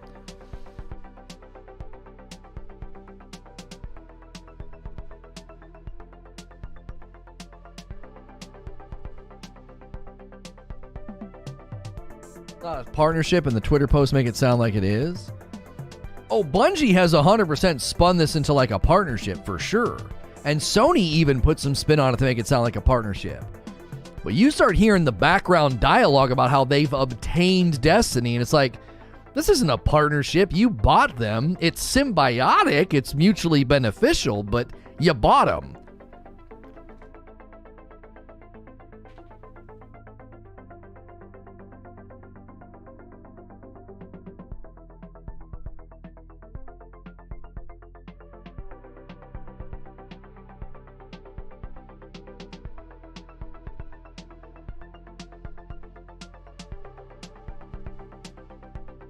Microsoft was throwing Sony a bone. You can have Bungie? No. This was in talks for a while. Guaranteed they shopped around? Yeah.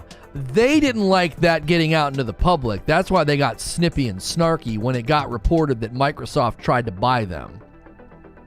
They didn't like that getting out there. Do you want to know why they didn't like that getting out there?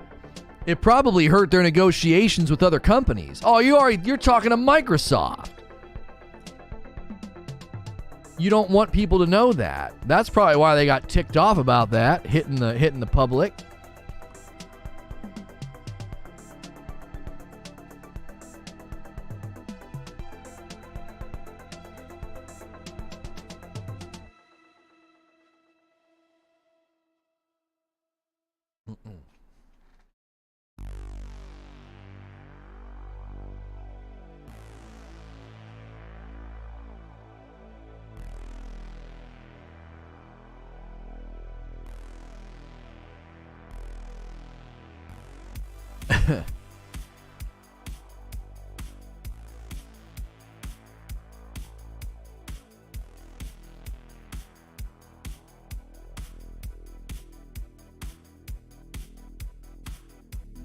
Quick, Jake, so you make a video about how her curly hair means something.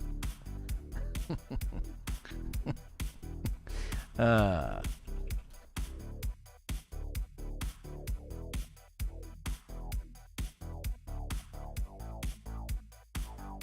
the great work, Jake Lukey.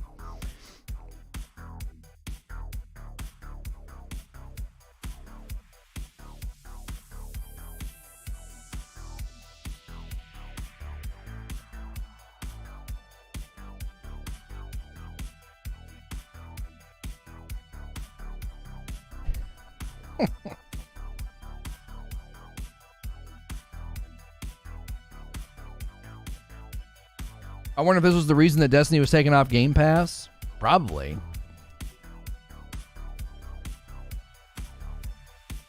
I had to quickly bring my tab of the podcast. The intro had the song. It sounded like you were loading up a PlayStation 1 game. Yeah, we're still using Harris Heller. I spoke directly to the guys. I spoke directly to the guys that run the Stream Tunes. And it's a two-man operation, and they said that they are resubmitting all my channels for being whitelisted. So they're just dealing with, I think they're just dealing with a lot. So.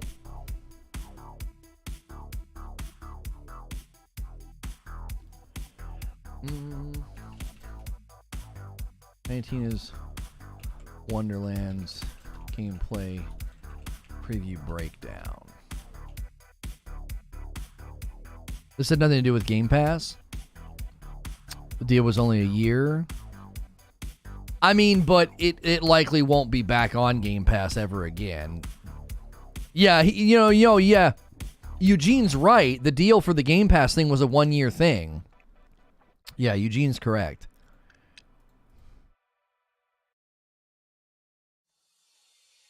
All right. Okay, share. All right, I'm going to put a link in chat for where we are heading, and I'll do an announcement in Discord for all the fans of Borderlands that maybe didn't care about Dying Light. If the redirect doesn't work, the link in chat is where we are headed. We're going to switch gears to a new stream now.